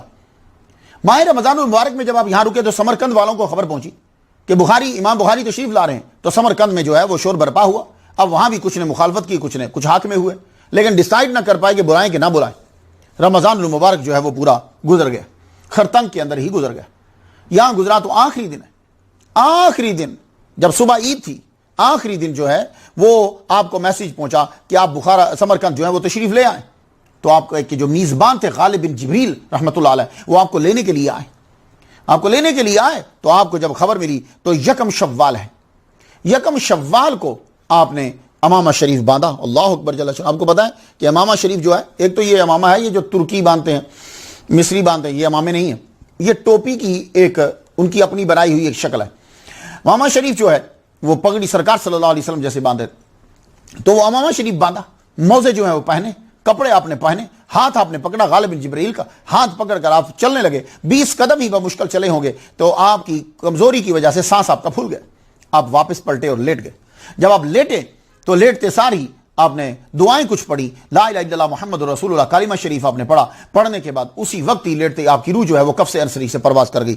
تو عید الفطر کا روز ہے، بعد نماز ظہر 256 ہجری اور 256 ہجری کے 9 ماہ جو ہے وہ گزر چکے ہیں. آپ کو دفنا دیا گیا. یہ ہفتے کا دن ہے خرطنگ کے اندر ہی. اللہ اکبر جل شانہ. امام بخاری رحمۃ اللہ علیہ کے جسد انور کو جس جگہ پہ دفنایا گیا، آپ کے جسد انور نے ٹچ ہی کیا، مس ہی کیا اس زمین کو، تو اس زمین سے خوشبو آنے لگ گئی. ایک عجیب قسم کی خوشبو کہ وہ خوشبو وہاں نہیں پائی جاتی، ورنہ لوگ پہچان لیتے کہ شاید خرطنگ کے اندر یہ خوشبو پائی جاتی. وہ خوشبو وہاں نہیں تھی، اور ایسی خوشبو تھی کہ لوگ دیوانے ہو گئے اور آپ کی کرامت سمجھ لی. اور آپ کی قبر مبارک کو جب برابر کر دیا گیا، یعنی مٹی اوپر ڈال دی، تو لوگ اس مٹی کو لے جانے لگے. تو اب کیا کیا گیا کہ جو آپ کے چاہنے والے تھے، شادی تو امام بخاری رحمۃ اللہ علیہ نے نہیں کی، آپ کے جو چاہنے والے تھے انہوں نے یوں باڑ لگا دی لکڑی کی، لیکن لوگ اس کے قریب سے مٹی جو ہے وہ لے جانے لگ گئے. اللہ اکبر جل شانہ. یعنی اس قبر مبارک کی وجہ سے وہاں بھی جو ہے وہ خوشبو آتی. تو میں آپ لوگوں سے پوچھنا چاہتا ہوں، کتنے سال ہو گئے ہیں آج؟ 1145 سال ہو گئے ہیں. 1145 سال قبل بھی لوگ اولیاء کرام کی قبروں پہ جایا کرتے تھے، وہاں جا کر برکت لیا کرتے تھے. بتائیے کیا 1145 سال پہلے خرطنگ کے اندر ہندو رہتے تھے؟ آپ ہی بتا دیجئے. ہندو رہتے تھے؟ کیا ہندوؤں کا اثر پڑا امام بخاری پر؟ امام بخاری کے چاہنے والوں پر ہندوؤں کا اثر پڑا جو انہوں نے قبر بنا دی؟ سارے مسلمان تھے، وہ سب مسلمان تھے. یہ نیشا پور مسلمانوں کا مرکز، بخارا مسلمانوں کا مرکز، سمرقند مسلمانوں کا مرکز. تو 1145 سال قبل بھی وہاں جو ہے وہ قبریں ہیں، اور لوگ جو ہیں وہ جا رہے ہیں اور برکت حاصل کر رہے ہیں. تو عرض آپ سے یہ کرنا چاہوں گا، دیکھو اولیاء کی تعظیم کرنا، توہین مت کرنا. اللہ تعالیٰ کے محبوبوں کی توہین بھی انتہائی بری ہوتی ہے. تو آپ اگر کبھی جائیں امام بخاری رحمۃ اللہ علیہ کی قبر میں، آج اگر آپ جائیں تو ازبکستان ملک کا نام ہے. تو خرطنگ میں جب سمرقند میں آتا ہے، خرطنگ بخارا میں نہیں آتا، سمرقند میں آتا ہے، تو آپ جب وہاں اتریں تو آپ کو بہت خوبصورت کمپلیکس نظر آئے گا. وہ کمپلیکس کے اندر آپ سیر کیجئے، آپ کو کافی چیزیں نظر آئیں گی. امام بخاری رحمۃ اللہ علیہ کی جو قبر آپ کو نظر آئے گی، وہ بڑا سا ایک پتھر ہے جو آپ کو قبر کی طرح دکھے گا. وہ قبر نہیں ہے آپ کی. اصل میں آپ کی قبر جو ہے وہ نیچے ہے، تو آپ کو نیچے جانا پڑے گا، لیکن وہ عام آدمی کے لیے نہیں کھولتے.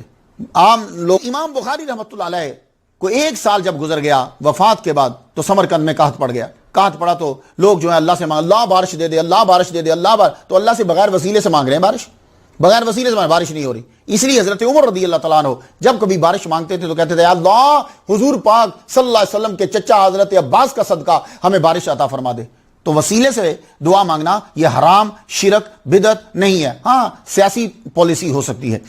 تو اب جب سمرقند میں دعا مانگ رہے اللہ سے، نماز استسقاء پڑھ رہے، بارش نہیں ہو رہی، تو کسی نے کہا بھائی جاؤ اللہ سے مانگو، لیکن اس جگہ پہ جہاں امام بخاری ہیں، امام بخاری کے وسیلے سے اللہ سے مانگو، اللہ تعالیٰ تمہیں بارش عطا فرما دے گا. تو تمام کے تمام لوگ جو ہیں وہ خرطنگ میں آ گئے. سمرقند سے خرطنگ میں آ کر انہوں نے پھر دعا مانگی، اللہ امام بخاری رحمۃ اللہ علیہ کے صدقے سے بارش نازل فرما. دعا مکمل کر کے ہٹے، اتنی زور کی بارش ہوئی کہ 7 دن تک سمرقند کے لوگ واپس نہیں جا سکے. خرطنگ سے واپس نہیں جا سکے. اللہ اکبر جل شانہ. یہ ہیں امام بخاری رحمۃ اللہ علیہ. اللہ تعالیٰ، میں نے ان کو بیان کیا اس لیے کہ آپ جب تصوف میں جانا چاہو تو یہ یاد رکھو کہ اللہ اور اس کے رسول کی اطاعت کے بغیر آپ تصوف میں کامیاب نہیں ہو سکتے، اور تصوف میں اللہ اور اس کے رسول نے کیا کہا ہے یہ جاننے کے لیے آپ کو حدیث کی ضرورت ضرور پڑے گی، قرآن کی اور حدیث کی، اور امام بخاری کی کتاب بھی آپ کے لیے لائق عمل ہوگی پڑھنے کے لیے۔ اللہ تعالیٰ توفیق دے۔ اجازت دیجیے، وآخر دعوانا الحمدللہ رب